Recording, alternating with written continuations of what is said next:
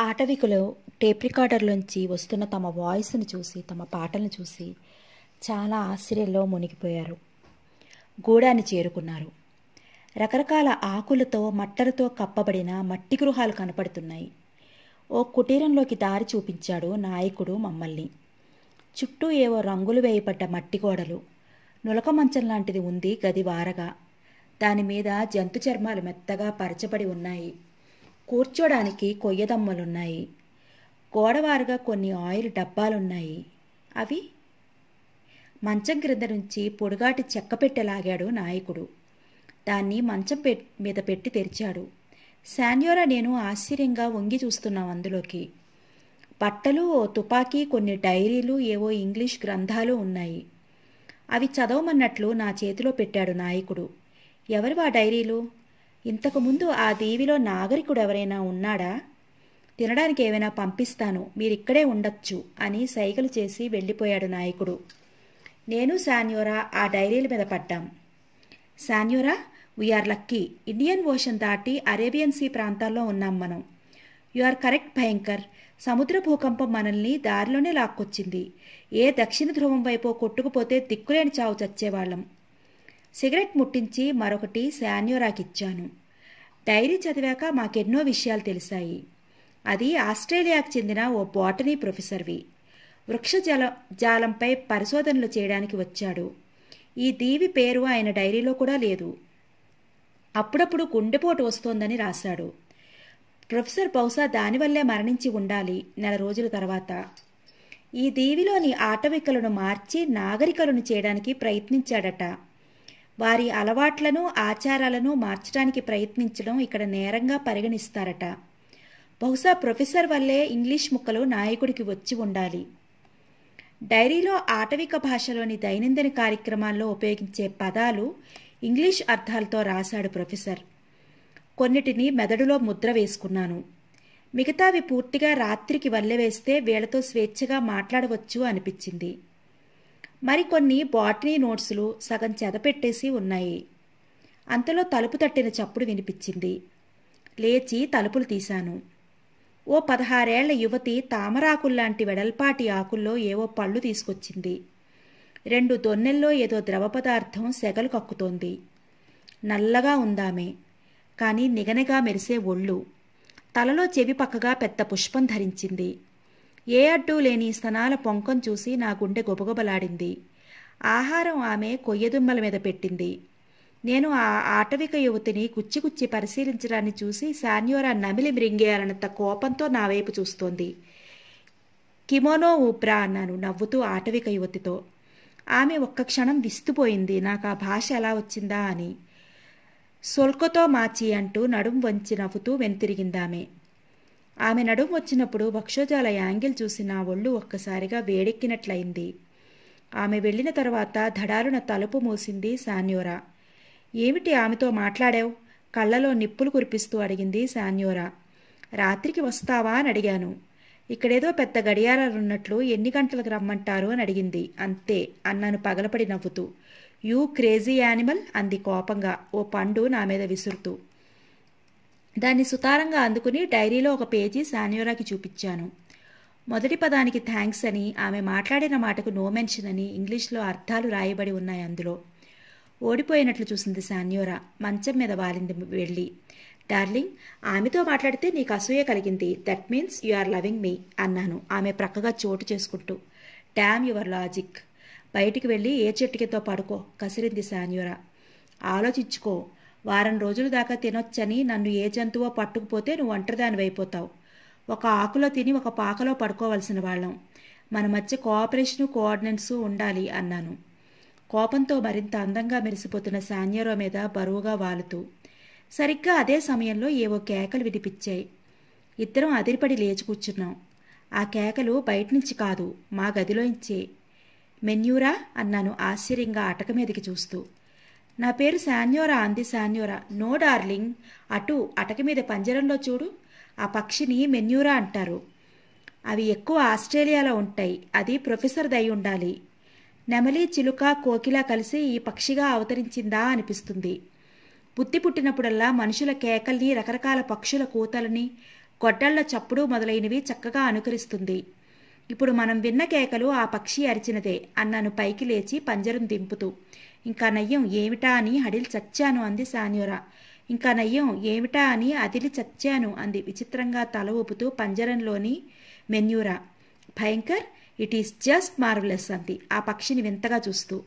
పంజరంలో ఓ పండు పెట్టాను. మెన్యూరా ఆ పండుని టకటకా కొడుతూ తినసాగింది. శాన్యోరా నేను ఫలాలు ఆరగించాం. ద్రవ పదార్థం దేనితో చేసిందో తెలియదు. ఒంట్లో హుషారు వచ్చినట్లు ఉంది తాగిన తర్వాత. శాన్యోరా, చీకటి పడేలోగా అలా దీవి తిరిగి వద్దాం. నాయకుడి గూడెం కూడా ఓసారి వెళ్దాం అన్నాను పైకి లేస్తూ. గాడ్ బ్లెస్ యూ అంది పక్షి ఏమీ ఎరగనట్లు మళ్ళీ పండు తింటూ. అది ప్రొఫెసర్ నేర్పిన మాటలై ఉండాలి. ఇద్దరం నవ్వుకుని బయటికి నడిచాం. సముద్ర తీరంలో శాన్యోరా నేను స్నానాలు చేసి సిగరెట్లు వెలిగించుకుని కబుర్లు చెప్పుకుంటూ మెత్తని ఇసుక మీదుగా నడుస్తున్నాం. శాన్యోరా, అటు చూడు అన్నాను ఓ చెట్టు మీద చూపిస్తూ. 4-5 చేపలు కొమ్మల మీద ఎగురుతున్నాయి. వాటికి చిన్న చిన్న రెక్కలు ఉన్నాయి. ఎగిరే చేపలు అంది వాటివైపు గబగబా నడుస్తూ. చేపలు ఎగరటమేంటి అన్నాను వింతగా. అదో రకం చేపలు. సముద్రంలో విసుగు పుట్టినప్పుడల్లా బయటకు వస్తాయవి. కాసేపు అటు ఇటు తిరిగి ఎగిరి మళ్ళీ నీటిలోకి వెళ్ళిపోతాయి అంది శాన్యోరా. వాటిని పట్టుకుందామా అడిగాను. నవ్వుతూ తల ఊపింది శాన్యోరా. ఆ కొమ్మ మీదకి ఈ కొమ్మ మీదకి కప్పల్లా ఎగురుతున్నాయి ఆ చేపలు. నేను కూడా కుప్పిగంతులు వేస్తూ 4-5 చేపల్ని పట్టుకున్నాను. కానీ అవి చేతిలోంచి చటుక్కున జారి ఎగిరిపోయాయి మళ్ళీ. మిఠాయి పొట్లం కాకి ఎగరేసుకుపోగా ఏడుస్తున్న కుర్రాడిలా ముఖం పెట్టాను శాన్యోరా వైపు చూస్తూ. యూ ఫూల్, ఒండ్రిమట్టి పుర్ర, వాటి రెక్కలు విరిచేయాలి దొరికిన వెంటనే అంది పకపకా నవ్వుతూ శాన్యోరా. మళ్ళీ గెంతుకుంటూ చెట్ల వైపు వెళ్ళాను. అరగంటలో 1/2 డజను చేపల్ని వేటాడాను. శాన్యోరా చెప్పినట్లు చేశాను. అవి చచ్చి ఊరుకుని నా చేతుల్లో మోక్షం పొందాయి. ఇవాళ రాత్రికి చేపల పులుసు డార్లింగ్ అన్నాను చేపల్ని జేబుల్లో కూరుకుంటూ. అప్పుడే సూర్యుడు అస్తమిస్తున్నాడు. పడమటి ఆకాశం ఎరుపెక్కుతోంది. భయంకర్, చాలా దూరం వచ్చేసాం. దీవి అంతా చూడటానికి టైం చాలదు. రేపు మళ్ళీ వద్దాం. చీకట్లో ఇలా తిరిగితే ఏ పురుగో పుట్టరో పుణ్యం కట్టుకుంటుంది. లెటస్ మూవ్ అంది శాన్యోరా. ఓకే అన్నాను ముందుకు కదులుతూ. ఇద్దరం నాయకుడి గూడానికి వెళ్ళాం.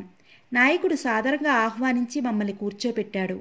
అతని ప్రక్కగా నిలబడిన యువతికేసి చూసి ఉలిక్కిపడ్డాను. ఆమె మాకు ఫలాలు తీసుకొచ్చిన యువతి. నా కూతురు జోనా పరిచయం చేశాడు నాయకుడు. నవ్వుతూ తల ఊపాను. శాన్యోరా బెల్ పాయింట్లో చేయి పెట్టి ఓ విస్కీ బాటిల్ తీసి నాయకుడికిచ్చింది.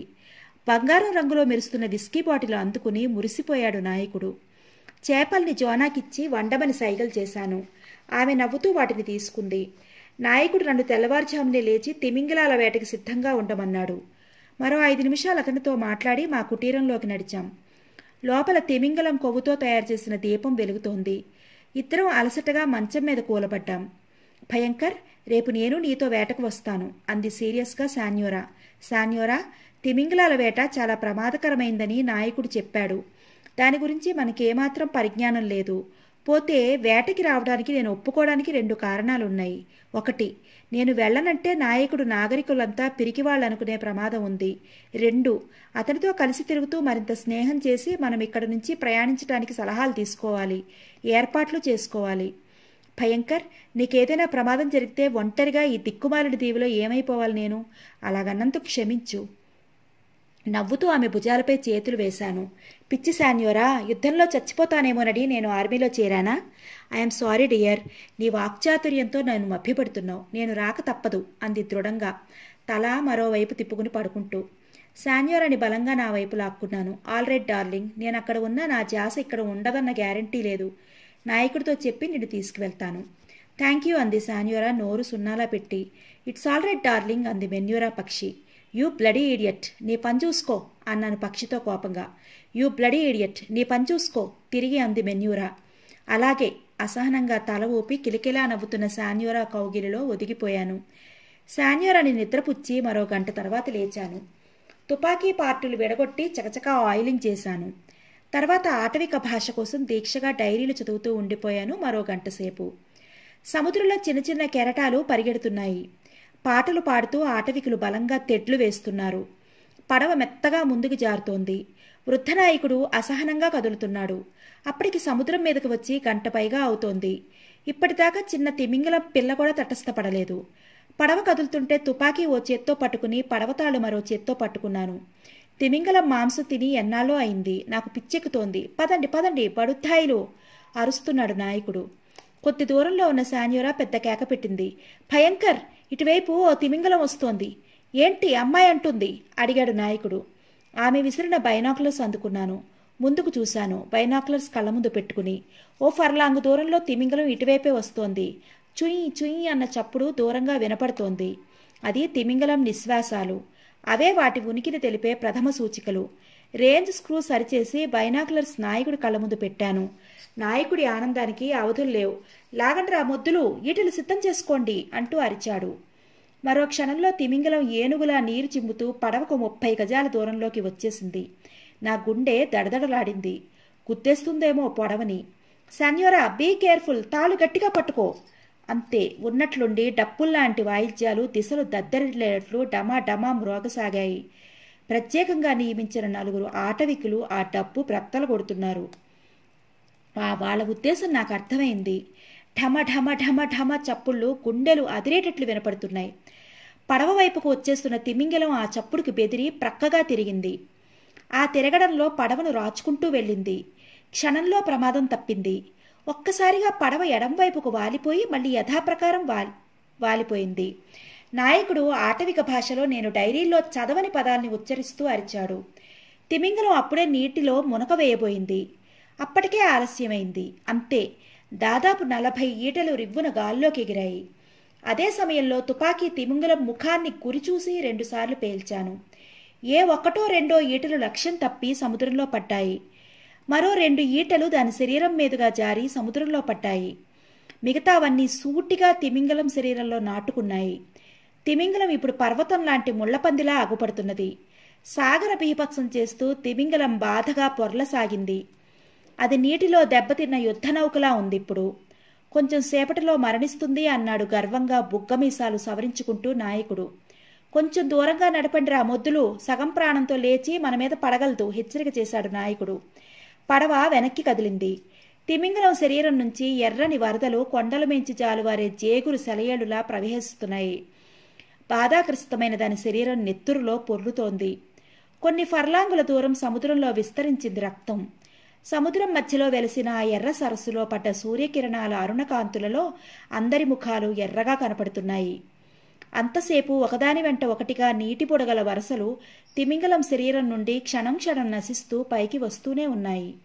సంతోషంతో పిచ్చికేకలు వేస్తున్నారు ఆటవికులు. తర్వాత ఏం చేస్తారు ఆతృతగా అడిగాను నాయకుడిని. నీకు మా భాష బాగానే వచ్చింది. నీ తుపాకీ గుళ్ళు దాని మొండానికి తలకి మధ్య తగిలాయి అన్నాడు నాయకుడు నా భుజం తడుతూ. నవ్వి ఊరుకున్నాను. తిమింగలం ఎంతో పెద్దదైనా దాని తలకాయ చాలా తేలిగ్గా ఉంటుంది. తిమింగలం శరీరంలో చాలా తేలికైన భాగం అదే. అందువల్ల అది సునాయాసంగా దాన్ని గాల్లోకి ఎత్తుతుంది. ఇప్పుడు ఆ తలకాయకు ఉచ్చివేసి మన పడవ దగ్గరికి లాగుతాం అంటూ నాయకుడు వెనుతిరిగి ఆటవికులకు గబగబా ఆజ్ఞలు జారీ చేశాడు. శాన్యోరా, అబ్బా గండం గడిచింది అంటూ నా వెనక్కి వచ్చింది. పడవ తిమింగలం వైపు కదిలింది. ఇప్పుడు దాని శరీరంలోంచి నిశ్వాసానికి సంబంధించిన నీటిదారలు రావడం లేదు. అంటే అది మరణించిందన్నమాట. బలమైన త్రాళ్లు తిమింగలం వైపు విసిరారు ఆటవికులు. అవి దాని తలకు ఉచ్చులు పడ్డాయి. సరిగ్గా అదే సమయంలో మరోవైపు నుంచి తాళు వచ్చి అదే భాగంలో ఉచ్చులు పడ్డాయి. అంతా అదిరిపడి అటువైపు చూశాం. తిమింగలం అవతల వైపు మరో నాటుపడవ ఆగి ఉంది. అందరూ ఎర్రని దేహాలతో కండలు తిరిగిన మనుషులు ఉన్నారు. ఒళ్లంతా విచిత్రంగా రంగులు పూసుకుని ఉన్నారు. ఎర్ర మనుషులు, క్రోధంగా గొణిగాడు వృద్ధనాయకుడు. ఈ తిమింగలం మాకు కావాలి దర్పంగా అరిచాడు కత్తిలా చెయ్యెత్తి ఎర్ర మనుషుల పడవలోంచి ఓ వ్యక్తి. అతని భుజానికి నడుం చుట్టూ తోలు పట్టకాలున్నాయి. కళ్ళ చుట్టూ ఎర్ర రంగు వేసుకున్నాడు భయంకరంగా. ఎత్తైన విగ్రహం, కర్కశమైన కళ్ళు, ఛాతీ నగ్నంగా ఉంది. రంగులతో మెడలో దంతాల గొలుసు. 30 ఏళ్ల కంటే ఎక్కువ ఉండదు అతడి వయస్సు. బహుశా అతనే ఎర్ర మనుషుల నాయకుడై ఉండాలి. ఎవరు వాళ్ళు అడిగాను నాయకుడిని ఆశ్చర్యంగా. అతని ప్రక్కగా చేరి నాయకుడు కొంచెం డేలా పడిపోయినట్లు ముఖం పెట్టాడు. మిజూరా, మేజర్ అనలేక నన్ను అలా పిలుస్తాడు నాయకుడు. ఎర్ర మనుషులు మా జాతికి ఆగర్భ శత్రువులు. మన దీవికి పశ్చిమంలో ఓ దీవి ఉంది. ఎర్ర మనుషుల దీవి అని పిలుస్తాం దాన్ని. తాము ఎర్రగా అందంగా ఉన్నామని వాళ్ళ గర్వం. దేవత పుత్రులమని చెప్పుకుంటారు. వాళ్ళు మమ్మల్ని ఎప్పుడూ బానిసల్లా చూడటానికి ప్రయత్నిస్తారు. మేము తిమింగిలాల వేటకు ఎప్పుడొచ్చినా మేం వేటాడిన దాన్ని దొంగిలించుకుపోతారు. అలా ఎన్నోసార్లు పోరాటాలు జరిగాయి. ఎంతోమంది మా జాతి మనుషులను కోల్పోయాను యుద్ధంలో. వారం రోజులకు ఉపయోగపడే తిమింగలాన్ని మేము ప్రాణాలకి తెగించి పోరాడి నెగ్గుకుంటే ప్రతిసారి వారు క్రూరంగా దోచుకుపోవడం జరుగుతోంది. కొండదేవత మా మొర ఆలకించటం లేదు. ఆహారం తక్కకపోగా ఎప్పుడూ 2-3తో ప్రాణాలు దక్కించుకుని పారిపోవటం జరుగుతోంది. ప్రతి పోరాటంలో ఇలా నా జాతి మనుషులను కోల్పోతే ఇక కొద్ది రోజుల్లో నా గూడెం మనుషులని వారికి బానిసలుగా అప్పచెప్పి నేను దేవత ఎదురుగా పొడుచుకుని ప్రాణం విడుచుకోవలసి వస్తుంది అన్నాడు వృద్ధకంఠంతో వృద్ధ నాయకుడు. నా చెయ్యి నాయకుడి భుజం మీద పడింది. నాయకా, సముద్రం మీద దిక్కులేని చావు చావకుండా మమ్మల్ని ఆదరించావు. ఎర్ర మనుషులకు నేను బుద్ధి చెబుతాను. కానీ పోరాటం జరిగే కాసేపు నా ఆజ్ఞలు నీ మనుషులంతా స్వీకరించాలి, అమలుపరచాలి. మిజోరా, నీ మీద నాకు నమ్మకం ఉంది. నా గూడెం మనుషులంతా నిన్ను అభిమానిస్తున్నారు అంటూ చెప్పమన్నట్లు చూశాడు నాయకుడు. సాధారణంగా మీ పోరాటం ఎలా సాగుతుంది అడిగాను. ముందు పోరాటానికి ఇరుపక్షాలు నిర్ణయించుకుంటాం. పడవలు ఎదురెదురుగా వస్తాయి. ఈటెలు విసురుతూ యుద్ధం చేస్తాం. చచ్చిన వాడల్లా సముద్రంలో పడిపోతారు. 2 ఆటవికుల పక్షాలకి పథకాలు రూపొందించే విజ్ఞత లేదని తెలిసిపోయింది నాకు. శాన్యోరా, బైనాక్యులర్ సహాయంతో చూసి చెప్పు, ఎర్ర మనుషులు ఎంతమంది ఉన్నారు అడిగాను. ఆమె బైనాక్యులర్స్ కళ్ళ ముందు పెట్టుకుంది. 40 మంది అంది శాన్యోరా. మన బలగం 30. తూటాలెన్నున్నాయి? 25. భయంకర్, కాస్త ఆలోచించు. అవి ఖర్చు పెట్టేస్తే భవిష్యత్తులో కష్టాలు పడతాం అంది శాన్యోరా. పొదుపుగా వాడతా అన్నాను. నల్లబొత్తులు, మర్యాదగా తిమింగలాన్ని అప్పగిస్తారా? ఈటెలు మీ గుండెల్లో నాటడం ప్రారంభించమంటారా? 2 చేతులు నోటి చుట్టూ పెట్టి పొలికేక పెట్టాడు ఎర్ర మనుషుల నాయకుడు. వృద్ధ నాయకుడి ముఖంలో ఎక్సైట్మెంట్ కనపడుతోంది. నాయకుడా, మన దగ్గర మందమైన చెక్కలున్నాయా? వాటిని పడవ పొడవునా మనం అడ్డు పెట్టుకోవాలి. శత్రువుల ఈటెలు వాటికి తగిలి క్రిందకి రాలిపోతాయి అడిగాను. నాయకుడి ముఖం వికసించింది. మిజోరా, ఆ ఉపాయం మాకింతవరకు తట్టలేదు. క్షణంలో ఆ ఏర్పాటు చేస్తాను అంటూ వెనుతిరిగాడు. మన బలగంలో గజ ఈతగాళ్లు 4 కావాలి అన్నాను నాయకుడిని ఆపి. ఉన్నారు, చేపల్లా జారుతూ మాయమైపోతారు. ఏం? తర్వాత చెప్తాను. యుద్ధానికి సిద్ధం కండి అన్నాను గంభీరంగా. కొద్ది క్షణాల్లో ఆ నిశ్చల సముద్రం మీద పోరు జరగబోతోంది. మా పడవలోంచి ఓ ఆటవికుడు నిలబడి బలంగా కొమ్ముబూరా ఊదాడు. అదే యుద్ధ సంకేతం. హాయ్రే ముసలపీనుగా, గతంలో తిన్న దెబ్బలు మర్చిపోయా? 2 కొత్త మనుషులు కనపడుతున్నారు. వారి అండ చూసుకున్నా నీ ఆశ? మరోసారంటూ పోరాటం లేకుండా ఈసారి నీ తలకాయ వేరు చేసి చంకలో పెట్టి పట్టుకుపోతా. పరిహాసంగా నవ్వుతూ అరిచాడు ఎర్ర మనుషుల నాయకుడు.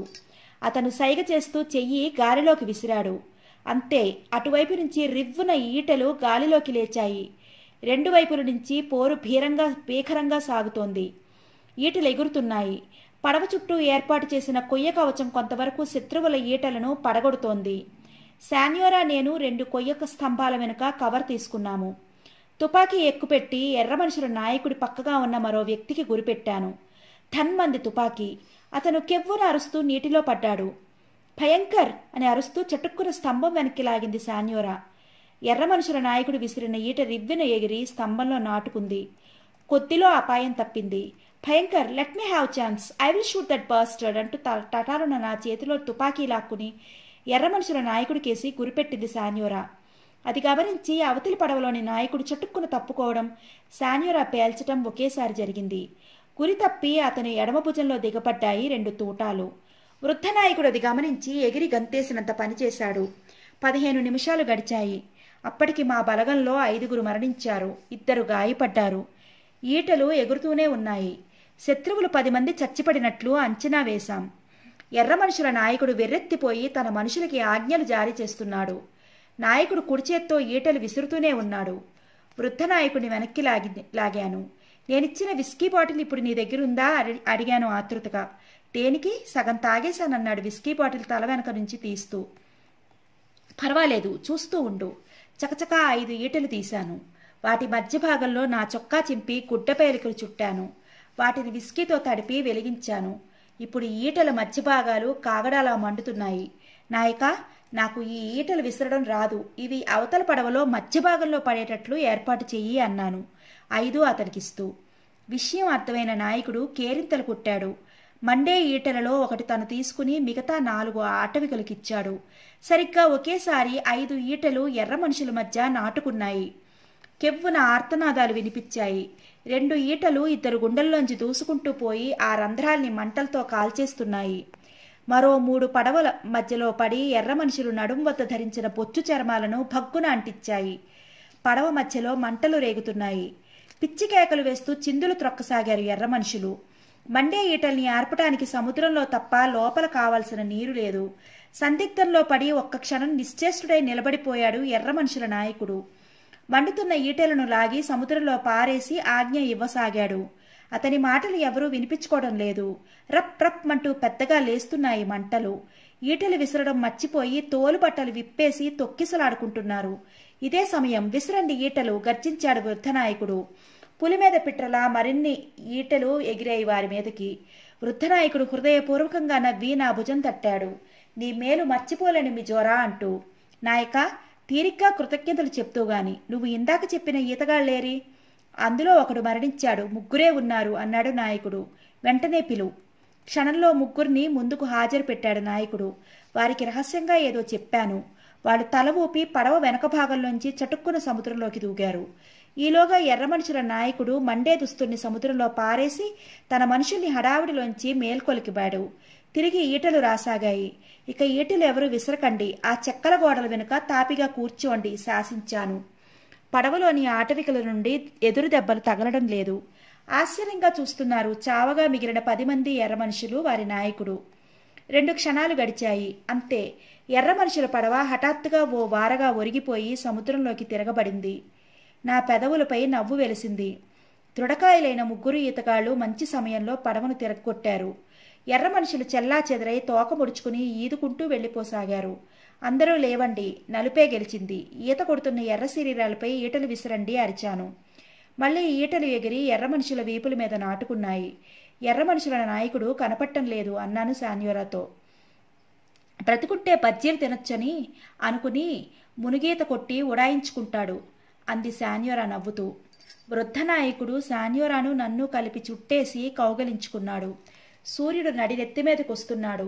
ఆకుల బుట్టల్లో ఉన్న పళ్ళు భోంచేసి ఆటవికులతో పాటు పడవ అంతర్భాగంలో ఓ గంట విశ్రాంతి తీసుకున్నాం. తర్వాత నాయకుడి పిలుపు మీద అంతా పడవ తట్ట మీదకి ఎక్కాం. తిమింగలం పడవకి సమాంతరంగా కట్టబడి ఉంది. తోకకి అడ్డంగా పదునుగా చెక్కబడ్డ సన్నని పొడుగాటి పదునైన ఈటె గుచ్చి కదలకుండా అటూ ఇటూ తాళ్లతో పడవ మీద ఉండే కొయ్యగుంజకు కట్టేశారు. ఇప్పుడేం చేస్తారు దాన్ని అడిగాను నాయకుణ్ణి. తల మీదకెక్కి మధ్య భాగంలో గొయ్యి తీసి క్రొవ్వు తోడతామన్నాడు నాయకుడు.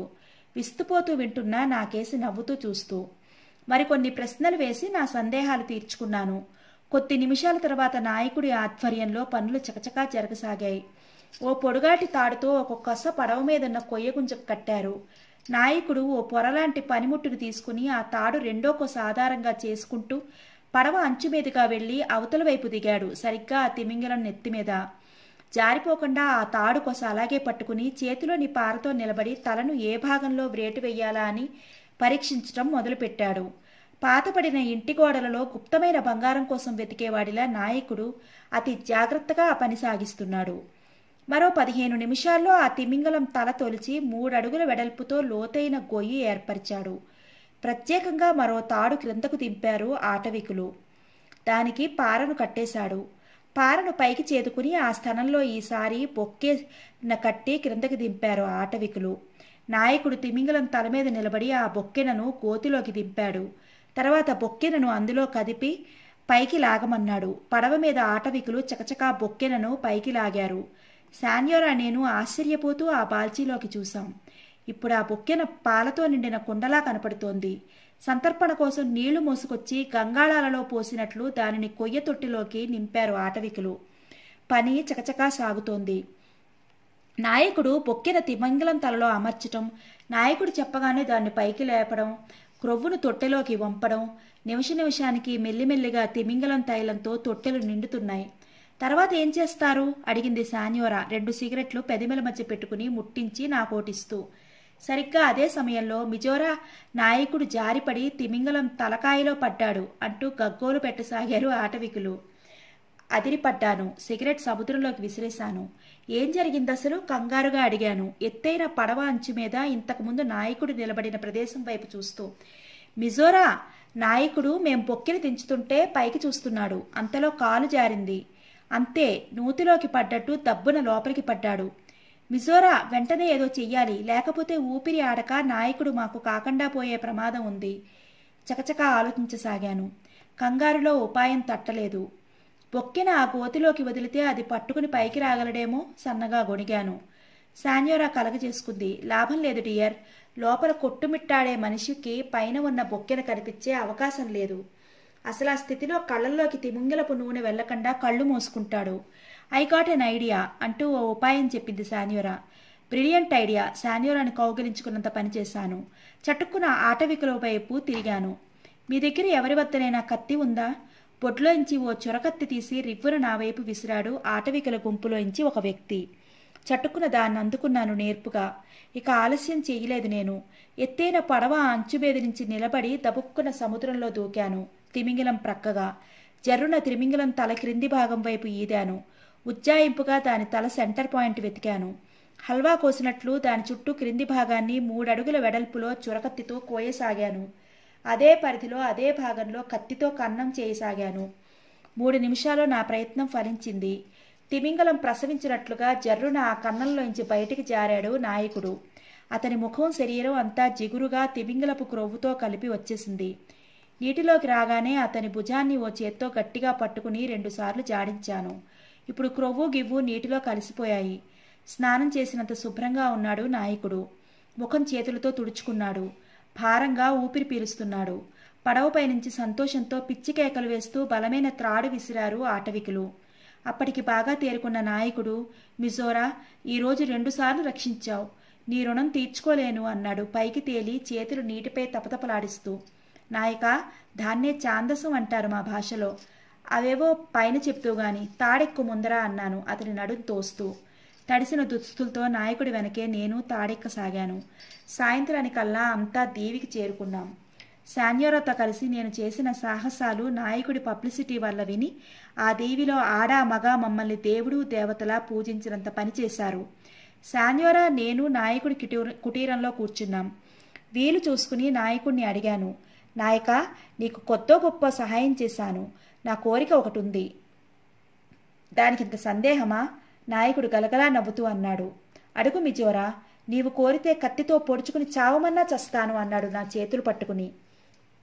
ఆటవికులతో అంతే. అనుమానం వస్తే ప్రాణం తీస్తారు, నమ్మితే ప్రాణం ఇస్తారు. అంత పైశాచిక కోరిక కాదు. మేము వెళ్ళిపోవాలి. రేపే మా ప్రయాణం ఏర్పాట్లు నువ్వు చెయ్యాలి అన్నాను దృఢంగా. వృద్ధ నాయకుడు ఎవరో వెనుకపాటుగా వచ్చి హఠాత్తుగా ఈటతో పొడిచినట్లు అదిరిపడ్డాడు. మిజోరా, ఏంటి నువ్వనేది? వెలవెలపోయాడు నాయకుడు. మేమేమైనా అపచారం చేశామా? ఆప్యాయంగా అతని భుజాలు 2 చేతులతో పట్టుకున్నాను. అలాంటిదేం కాదు. దయచేసి ఎక్కువ ప్రశ్నలు వెయ్యొద్దు నాయకా. మేము ఒక అతి ముఖ్యమైన కార్యం మీద బయలుదేరాం. అది సఫలీకృతమైతే మేము ఆశించిన ప్రపంచం ఏర్పడితే హెలికాప్టర్లో ఎగిరి వచ్చి కొన్ని నెలల పాటు నీ ఆతిథ్యం స్వీకరిస్తాము. కలవరించినట్లు గబగబా మాట్లాడాను. నాయకుడికి ఏం అర్థం కానట్లు నా వైపు చూశాడు. మిజోరా, తప్పదా? నాయకా, నన్ను అర్థం చేసుకుని క్షమించాలి. ఈ దేవిలో నీ స్నేహంలో ఏర్పడ్డ తియ్యటి అనుభూతులు మర్చిపోలేను ఎన్నటికీ. నాయకుడు కొద్ది క్షణాలు మౌనంగా ఉండిపోయి తల పంకించాడు. ఓ సహాయం చేయగలను మీకు అన్నాడు నిశ్శబ్దాన్ని ఛేదిస్తూ. ఏమిటది అడిగాను కుతూహలంగా. ఇంతకుముందు ఈ దీవిలో ఉండి చచ్చిపోయిన మనిషికి ఓ యంత్రపు బోటు ఉండేది. పశ్చిమ తీరాన పొదల మధ్య దాచాం దాన్ని. మీకు ఉపయోగపడుతుందేమో. మోటార్ బోట్ అంది ఆశ్చర్యంగా శాన్యోరా. ఆ ఒక్క మాట అర్థమయ్యి. ప్రొఫెసర్ గదిలో డీజిల్ ఆయిల్ డబ్బాలు ఎందుకున్నాయో నాకు అప్పుడు అర్థమైంది. ఎన్నాళ్ళయింది అక్కడ దాన్ని ఉంచి అడిగాను జేబులో ఇంచి సిగరెట్ ప్యాక్ తీస్తూ. 1 రోజులు అయి ఉంటుంది చెప్పాడు నాయకుడు. సిగరెట్ ముట్టించాను. శాన్యోరా, వాడకపోవటం వల్ల దాని ఇంజన్ తుప్పు పట్టి ఉండాలి ఈ పాటికి. భయంకర్, అది పనిచేసేటట్లు చెయ్యాలి మనం. 4 తెడ్ల సహాయంతో అరేబియన్ సీ దాటి పోర్ట్ సూడాన్ వెళ్లలేము అంది శాన్యోరా దృఢంగా. అంతలో జోనా 2 కొబ్బరి బొండాలు తీసుకువచ్చింది. మా ఇద్దరి చేతుల్లో పెట్టి నాయకుడి వెనక వెళ్లి మౌనంగా నిల్చుంది. జోనా, మిజోరా రేపు వెళ్ళిపోతున్నాడమ్మా భారంగా చెప్పాడు నాయకుడు కూతురి వైపు తిరిగి. విన్నాను బాబా. బయటి మనుషులను మనం నమ్మకూడదు. నిన్న ఏం పళ్ళు తిన్నామో మనం జ్ఞాపకం ఉంచుకోము. బయట మనుషులు అలాగే మనసిచ్చిన మనుషులను త్వరగా మర్చిపోతారు. జోనా మాటలకు నివ్వెరపోయాను. ఒక ఆటవిక యువతికి ఇంతటి భావ పరంపర! నాయకుడిచ్చిన సంజాయిషీనే మళ్లీ జోనాకిచ్చాను. నిర్లిప్తంగా లోపలికి వెళ్ళిపోయిందామె. నాయక, మేము అలా దీవి అంతా తిరిగి యంత్రపు పడవను కూడా పరీక్షించి వస్తామంటూ లేచాను. అలాగే మిజోరా, కొత్తవి రుచికరమైన తిమింగలపు మాంసంతో భోజనం. త్వరగా వచ్చేయండి. బోటు ఉండే ప్రదేశం గుర్తులు మరికొన్ని అడిగాను. మనిషిని పంపుతాను అన్నాడు నాయకుడు. పర్వాలేదు అన్నాను చెప్పమన్నట్లుగా. చెప్పాడతను. వృద్ధనాయకుడి వద్ద సెలవు తీసుకున్నాం. ఏమిటి జోనా చెప్పింది అడిగింది సాన్యోరా బయటికి రాగానే. మనం రేపు వెళ్ళిపోతున్నాం అని చెప్పాడు నాయకుడు. ఎందుకు ఇద్దరు? మిజోరాది నాది ఒకటే ఒంటి రంగు. ఆ తెల్లదొరసానిని మాత్రం ఇవాళే తోలేస్తే బాగుంటుందేమో అంది జోనా అన్నాను నవ్వుతూ. You lusty rat! కోపంగా చెయ్యెత్తింది సాన్యోరా. నన్ను చంపక డార్లింగ్. డైరీలోని ఆటవిక భాషను నేర్చుకోకపోవటం నీ కర్మ అన్నాను, పైకెత్తిన ఆమె చేతిని నా నడుం చుట్టూ వేసుకుని ముందుకు నడిపిస్తూ. మోటార్ బోట్ నా మదర్లో మెదులుతోంది. సముద్రానికి పశ్చిమం ఒడ్డున పొదల్లోని బోట్ని సులభంగా గుర్తుపట్టాం. అడ్డుగా ఉన్న ఆకుల్ని కొమ్మల్ని చకచకా తొలగించింది సాన్యోరా. ఇద్దరం క్యాబిన్లోకి వెళ్ళాం. నేను ఊహించింది నిజమే అయింది. చాలా రోజులుగా వాడకపోవటం వల్ల, సముద్రపు ఉప్పుగాలి వల్ల అప్పుడప్పుడే తుప్పు పడుతోంది ఇంజన్. మా వెంట తెచ్చుకున్న ఆయిల్ని అన్ని జాయింట్లలో పోశాను. ఆయిల్ గుడ్డతో ప్రతి భాగాన్ని కడిగేశాను. అంతా అరగంట పట్టింది. అలసిపోయి పైకి లేచి నిలబడ్డాను. నా నడుం పీకుతోంది. చేతులు ఇసుకలో రుద్దుకుని సముద్రపు నీటిలో కడుక్కున్నాను. సాన్యోరా, చీకటి పడుతోంది. రేపు ఉదయం వచ్చి ట్రయల్ వేద్దాం. ఈ లోపున ఆయిల్ ఇంకుతుంది ఇంజన్ భాగాల్లో అంటూ జేబులు తడుముకున్నాను. సిగరెట్ ప్యాకెట్ తగల్లేదు. సాన్యోరా, యు గాట్ ఏ సిగరెట్? ఆమె బెల్పాట్ ప్యాంట్లోంచి ఓ ప్యాకెట్ తీసింది. అందులో 2 సిగరెట్లు మాత్రం ఉన్నాయి. భయంకర్, ఇది లాస్ట్ బట్ 1 ప్యాకెట్. ఇంకో పెట్టి మాత్రమే ఉంది. పోతే ఇంకో 1/4 బాటిల్ బ్రాందీ ఉంది. మనం తినడం మర్చిపోయిన రొట్టెలు పాడైపోయాయి అంది ఓ సిగరెట్ ఇస్తూ. మై గాడ్, చావు కబురు చల్లగా చెప్పావు అన్నాను నిస్పృహగా. మోటార్ బోట్లో ఎన్ని వారాలు ఏకబిగిన ప్రయాణం చెయ్యాలో తెలియదు. ఎలాగోలా పోర్ట్ సుడాన్లో పడితే అక్కడి మన బ్రాంచ్ వాళ్ళు మన ఆరోగ్యం చూసుకుంటారు. All right, move on. ఇద్దరం ప్రయాణం గురించి మాట్లాడుకుంటూ తిరుగుముఖం పట్టాం. చెట్ల మధ్యలో నడుస్తున్నాం ఇద్దరం. ఇంతలో ఎవరో గభాల్న వెనక నుంచి సాన్యోరా మీద పట్టారు. ఆమెను బలంగా బంధించి చేత్తో నోటిని మూస్తూ ఆ వ్యక్తి నా వైపు తిరిగాడు. అదిరిపడుతూ అతని వైపు చూశాను. ప్రక్కలో బాంబు పేలినట్టయింది. ఎర్ర మనుషుల నాయకుడు. అడవి దున్నలా అతని మీద లంకించబోయాను. ఎర్ర మనుషుల నాయకుడి చేతిలో తళుక్కున మెరిసింది ఈటే. అదిరిపడి పక్కకి తప్పుకోపోయాను. పొట్ట ప్రక్కగా కసుక్కున దిగింది ఈటే. డొక్కలు పట్టుకుని బాధగా ముందుకి వంగాను. ప్రపంచం గిర్రున తిరుగుతోంది. నా సాన్యోరాను ఆ దుర్మార్గుడు తీసుకుపోతున్నాడు అన్న నిజం భయంకరంగా మెరిసింది. రక్షించాలి ఆమెను. తడబడే కాళ్ళతో 2 అడుగులు ముందుకు వేశాను. లాభం లేదు. కళ్ళు బైర్లు కమ్ముతున్నాయి. పొత్తి కడుపు పక్కగా ఈటే. ఒక చేత్తో తల, మరో చేత్తో నడుం పట్టుకుని కళ్ల ముందు ఏర్పడ కృత్రిమాంధకారంలో కూలిపోయాను. భారంగా కళ్ళు తెరిచాను. ఎదురుగా నిటారుగా ఓ వృక్షం కనపడుతోంది. అప్పుడే చీకటి పడుతోంది. అంటే నేను స్పృహ తప్పి ఎంతోసేపు కాలేదన్నమాట. మిజోరా అన్న పిలుపు దగ్గరలో వినపడింది. తల ప్రక్కకు తిప్పాను. మెదడులో ఏదో కలుక్కుమన్నట్లవుతోంది. నేల మీద కూర్చుని బాష్పపూరిత నేత్రాలతో ఆతృతగా చూస్తున్న జోనా ముఖం కనపడింది. ఆమె బలమైన వక్షోజాలు నగ్నంగా ఉన్నాయి. నా మనసు వాటివైపు లగ్నం కావటం లేదు. జోనా, ఎలా వచ్చావు అడిగాను మెల్లిగా, నడుం పట్టుకుని కూర్చుంటూ. ప్యాంటుపై బొత్తాలు విప్పబడి ఉన్నాయి. బొడ్డుకు ప్రక్కగా గాయం మీద ఏదో ఆకుపచ్చని పసరు వేసి ఉంది. చల్లగా ఉందక్కడ. నొప్పి తెలియడం లేదు. జోనా నా భుజంపై చెయ్యి వేసింది. మిజోరా, చీకటి పడితే మీరు గూడానికి రావడం కష్టం. దారి తప్పే అవకాశం ఉంది. బాబా అనుమతి తీసుకుని భోజనానికి మిమ్మల్ని వెంట పెట్టుకుని వద్దామని బయలుదేరాను. ఇక్కడికొచ్చేసరికి నేను ఊహించనిది జరిగింది. నీ నడుం వద్ద ఈటె ఉంది లోతుగా దిగబడి. వెంటనే బయటికి లాగి పసరు వేశాను. నీ కూడా ఉండే అమ్మాయి కనపడలేదు నాకు. సాన్యోరా జ్ఞాపకం రాగానే అదిరిపడ్డాను. పోరాటంలో తుపాకీ కుళ్లతో ఎర్ర మనుషుల నాయకుడు భుజాన్ని దింపింది. ఆ కసితో ఆ దుర్మార్గుడు ఆమెనేం చేస్తాడో. జోనా, ఎర్ర మనుషుల నాయకుడు నన్ను దొంగదెప్పదీసి సాన్యోరాని ఎత్తుకుపోయాడు. నువ్వు నాకో సాయం చెయ్యాలి. నా గదిలో తుపాకీ ఉంటుంది. అది నిమిషాల్లో తేవాలి. మిజోరా, నీకు విశ్రాంతి అవసరం. బాబా నేను మా మనుషులతో వెళ్ళి నీ శాన్యోరాన్ని విడిపించుకు వస్తాం సలహా ఇస్తూ పలికింది జోనా. జోనా, ఇలాంటి దెబ్బలు ఇంతకుముందు ఎన్నో తిన్నాను. పైగా నువ్వు మందు వేశావు కదా, దయచేసి ఇంకేం చెప్పకు. నేనొక్కడనే వెళ్తాను. ఎక్కువ మందిని తీసుకెళ్తే అంతా రసాభాస అవుతుంది. తెలివిగా తీసుకురావాలి శాన్యోరాను. వెంటనే నా తుపాకీ తీసుకురా. ఎవరికీ కనపడక, ఆలస్యం అవుతుంది. జోనా బరువుగా నిట్టూర్చి పైకి లేచింది. మిజోరా, ఇక్కడున్నట్లొస్తాను అంటూ మెరుపులా చెట్ల మధ్య మాయమైంది. మోటార్ బోట్ను చకచకా సముద్రంలోకి లాగాను. ఐయామ్ లక్కీ, ఇంజన్ పనిచేస్తోంది. 5 నిమిషాల్లో ప్రత్యక్షమైంది జోనా. ఇంజన్ ఆపాను. తుపాకీ తూటాలు నా చేతికిచ్చిందామె. ఆమె చేతిలో విల్లు పదునైన బాణాలు కనపడ్డాయి. అవెందుకు అడిగాను. మిజోరా, కనీసం నేనొక్కదాన్నే నీతో వస్తాను. వద్దు జోనా, నీకేదన్నా అయితే నీ తండ్రికి సంజాయిషి చెప్పుకోలేను అంటూ ఇంజన్ స్టార్ట్ చేశాను. వెళ్ళొస్తాను జోనా, బాబాకి ఈ విషయం చెప్పు అంటూ ప్రక్కకు చూశాను. జోనా అక్కడ లేదు. పిచ్చిపిల్ల కోపగించి వెళ్ళిపోయింది. దడదడా శబ్దం చేస్తూ బోటు పశ్చిమంగా ప్రయాణించసాగింది. అరగంట తర్వాత వెన్నెల వెలుగులో దూరంగా ఎర్ర మనుషుల దీవి కనిపించింది. సరిగ్గా అదే సమయంలో బోటు వెనక భాగంలో ఏదో చప్పుడైంది. అదిరిపడుతూ వెనక్కి తిరిగాను. జోనా నేరం చేసినట్లు తల వంచుకుని నా ముందుకొచ్చింది. మిజోరా, యంత్రం ఆపేయి, శబ్దం రాకూడదు. ఒడ్డుదాకా తెట్లతో నడుపుదాం అంది గంభీరంగా జోనా నేలచూపులు చూస్తూ. ఆమెని ఏమనాలో తెలియలేదు నాకు. ఇంజన్ ఆపి మెల్లగా తెడ్లు వేయసాగాం. బోటుని ఒడ్డునే ఉన్న చెట్ల మధ్యకి లాగేశాను జోనా సాయంతో. నాయకుడి గూడాన్ని వెతకాలి. ఇద్దరం చెట్ల మధ్యగా నడవసాగాం. వెనకగా నడుస్తున్న జోనా నన్ను చటుక్కున వెనక్కి లాగింది. తూలి పడబోయి నిగ్రహించుకున్నాను. రివ్వున ఓ ఈట వచ్చి నా కాలి ముందు దిగబడింది. మై గాడ్, తల మధ్య భాగంలో దిగపడవలసిన ఈటే అది. క్షణాల్లో ప్రాణం దక్కింది. ప్రత్యుత్తుల కోసం అటు ఇటు చూశాను. జోనా ఎప్పుడు విల్లు ఎక్కుపెట్టి బాణం వేసిందో తెలీదు. ఎత్తైన వృక్షాగ్రం మించి తాటికాయలా దబ్బున నా కాళ్ల ముందు పడ్డాడో ఎర్ర మనిషి. అతని గుండెల్లో దిగి రెండు వైపు కనపడుతోంది జోనా వదిలిన బాణం. తుపాకీ చటుక్కున గురిపెట్టి చెట్టువైపు చూశాను. వృక్షాగ్రంపై మరో ఎర్ర మనిషి అదే సమయంలో ఈట విసరబోతున్నాడు. మిజోరా, తుపాకీ ఇప్పుడు ప్రేల్చొద్దు. శబ్దానికి తోడేళ్ల దండులా వస్తారు ఎర్ర మనుషులు. చిన్నగా అరిచింది జోనా. ఆ పడుతున్న ఈటే అందుకో. జోనా వైపు రివ్వును తీసుకొస్తోంది మరో ఈటే.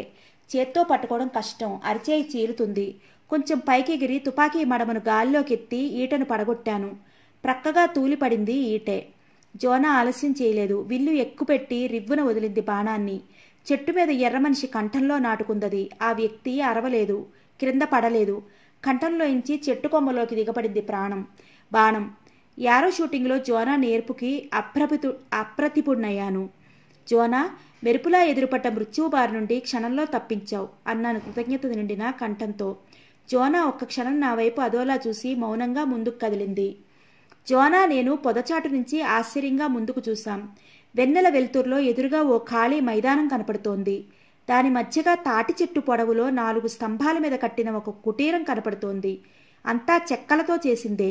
క్రింది భాగంలో 4 స్తంభాల చుట్టూ గుండ్రంగా 3 అడుగుల ఎత్తుగల రాతి గోడల మధ్య ఓ సరస్సు లాంటిది ఉంది.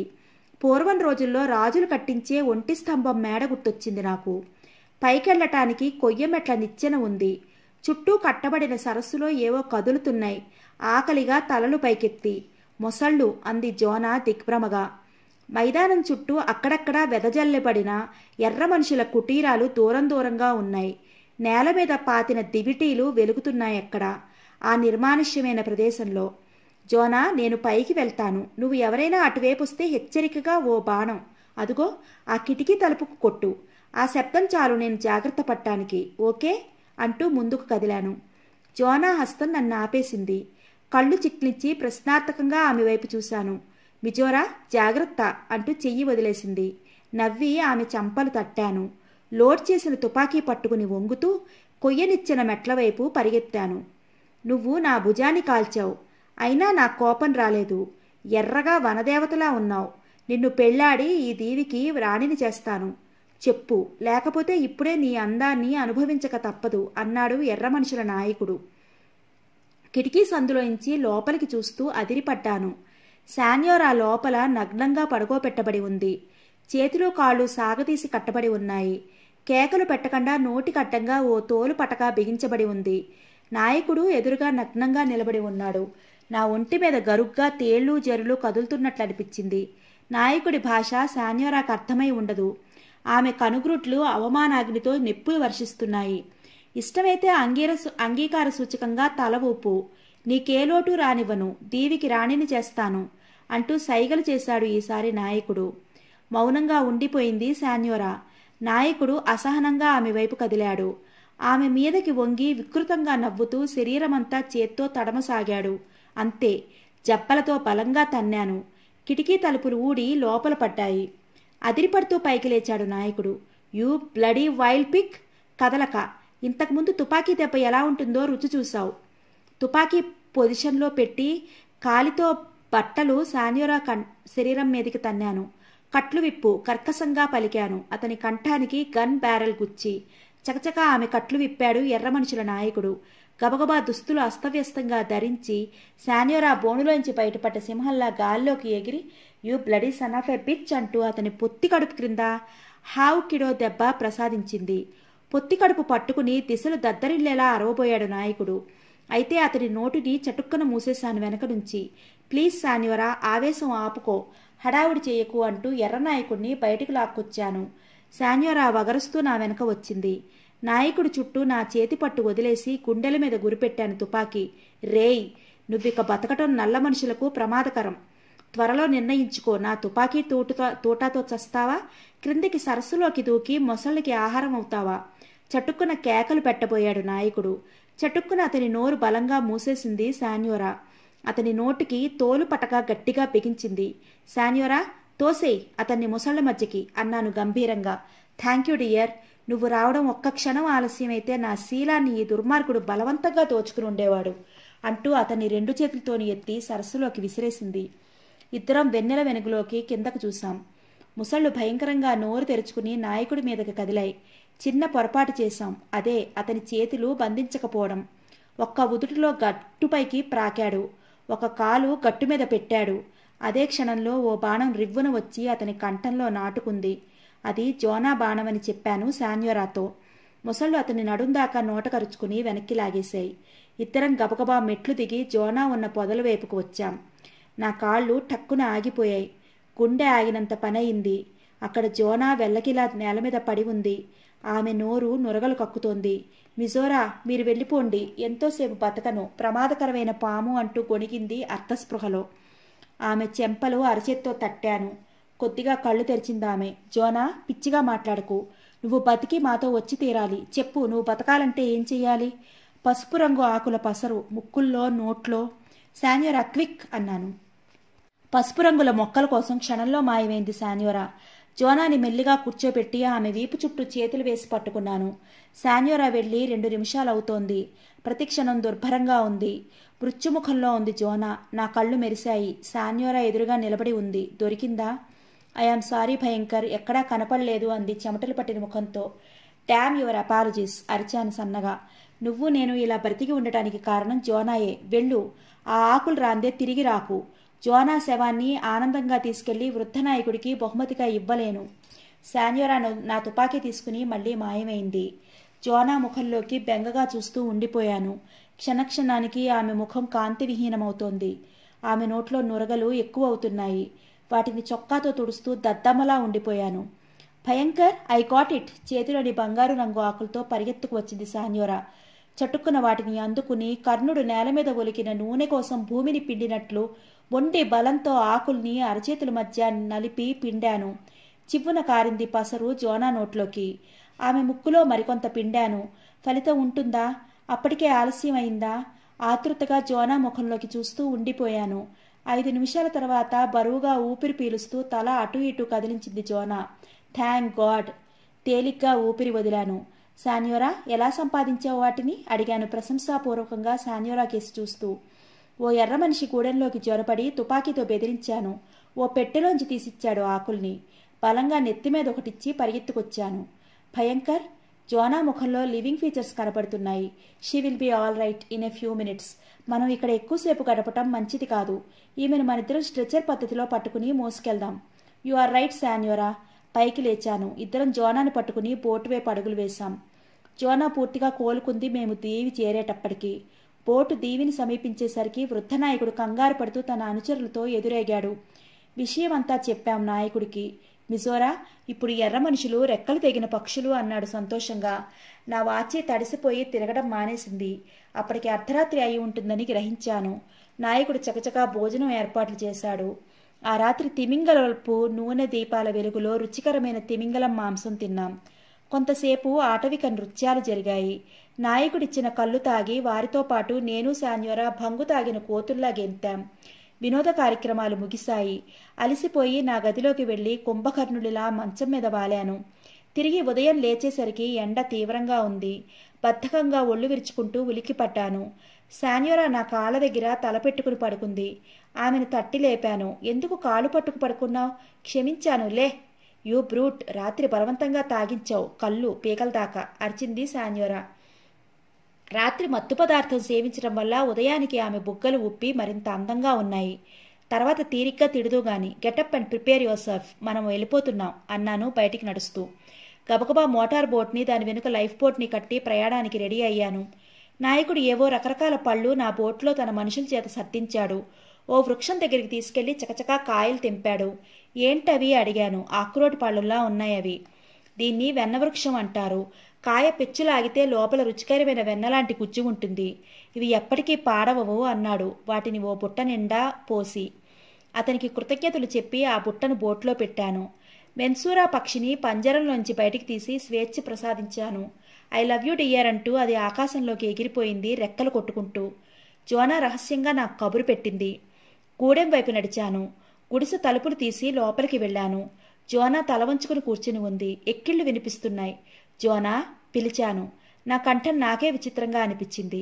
తల తిప్పిందామె. అప్పుడే చూశాను. ఆమె కళ్ళు ఉబ్బి ఉన్నాయి. మిజోరా, మళ్ళీ కలుసుకుంటామా మనం? కళ్ళు మోచేత్తో తుడుచుకుంటూ బేలగా పలికింది. జోనాని 2 చేతులతో పైకి లేపి చటుక్కున కౌగిలించుకున్నాను గాఢంగా. ఆనందాశ్చర్యాలతో ఉక్కిరి పిక్కిరయ్యి నా గుండెల్లో అడవి మల్లెలా ముడుచుకుపోయి వెక్కి వెక్కి ఏడవసాగిందామె. నగ్నంగా ఉన్న ఆమె ఛాతీ నా ఛాతీకి తగులుతోంది. ముఖాన్ని 2 చేతుల్లోకి తీసుకుని పెదిమలు ముద్దు పెట్టుకున్నాను. అర్థనిమీలత నేత్రాలతో నా వైపు చూస్తోంది జోనా. జోనాపై ప్రేమ ఉందో లేదో నాకు తెలియదు. ఆమె అమాయకత నాలో హృదయపూర్వకమైన జాలిని పుట్టిస్తోంది. తప్పకుండా కలుసుకుందాం జోనా, పరిస్థితులు అనుకూలిస్తే అన్నాను నగ్నంగా ఉన్న ఆమె వీపును లాలనగా నిమురుతూ. కౌగిలిలో కొన్ని క్షణాలు కళ్ళు మూసుకుని మౌనంగా ఉండిపోయిందామె. మిజోరా, నేను ఇక పెళ్లి చేసుకోను. మీ ఇద్దరికీ ఓ అబ్బాయి పుడితే నాకు అందించండి. వాడిని పెంచి పెద్ద చేసి ఈ దీవికి నాయకుణ్ణి చేస్తాను అంది మెరిసే కళ్ళతో జోనా. ఆశ్చర్యంగా జోనా ముఖంలోకి చూస్తూ ఉండిపోయాను. ఎంత అమాయకురాలు జోనా! అసలు సాధారణంగా నాగరికుల పిల్లలను ఆటవికుల మధ్య పెంచడానికి ఎవరంగీకరిస్తారు? ఆ విషయాలు బొత్తిగా తెలియవు జోనాకి. అందుకే జోనా అమాయకురాలు. అక్కడ ఎక్కువసేపు ఉండటం జోనాలో విచారాన్ని ఎక్కువ చేయటమే. వస్తాను జోనా, బ్రతికి బాగుంటే నీ కోరిక తప్పక తీరుతుంది.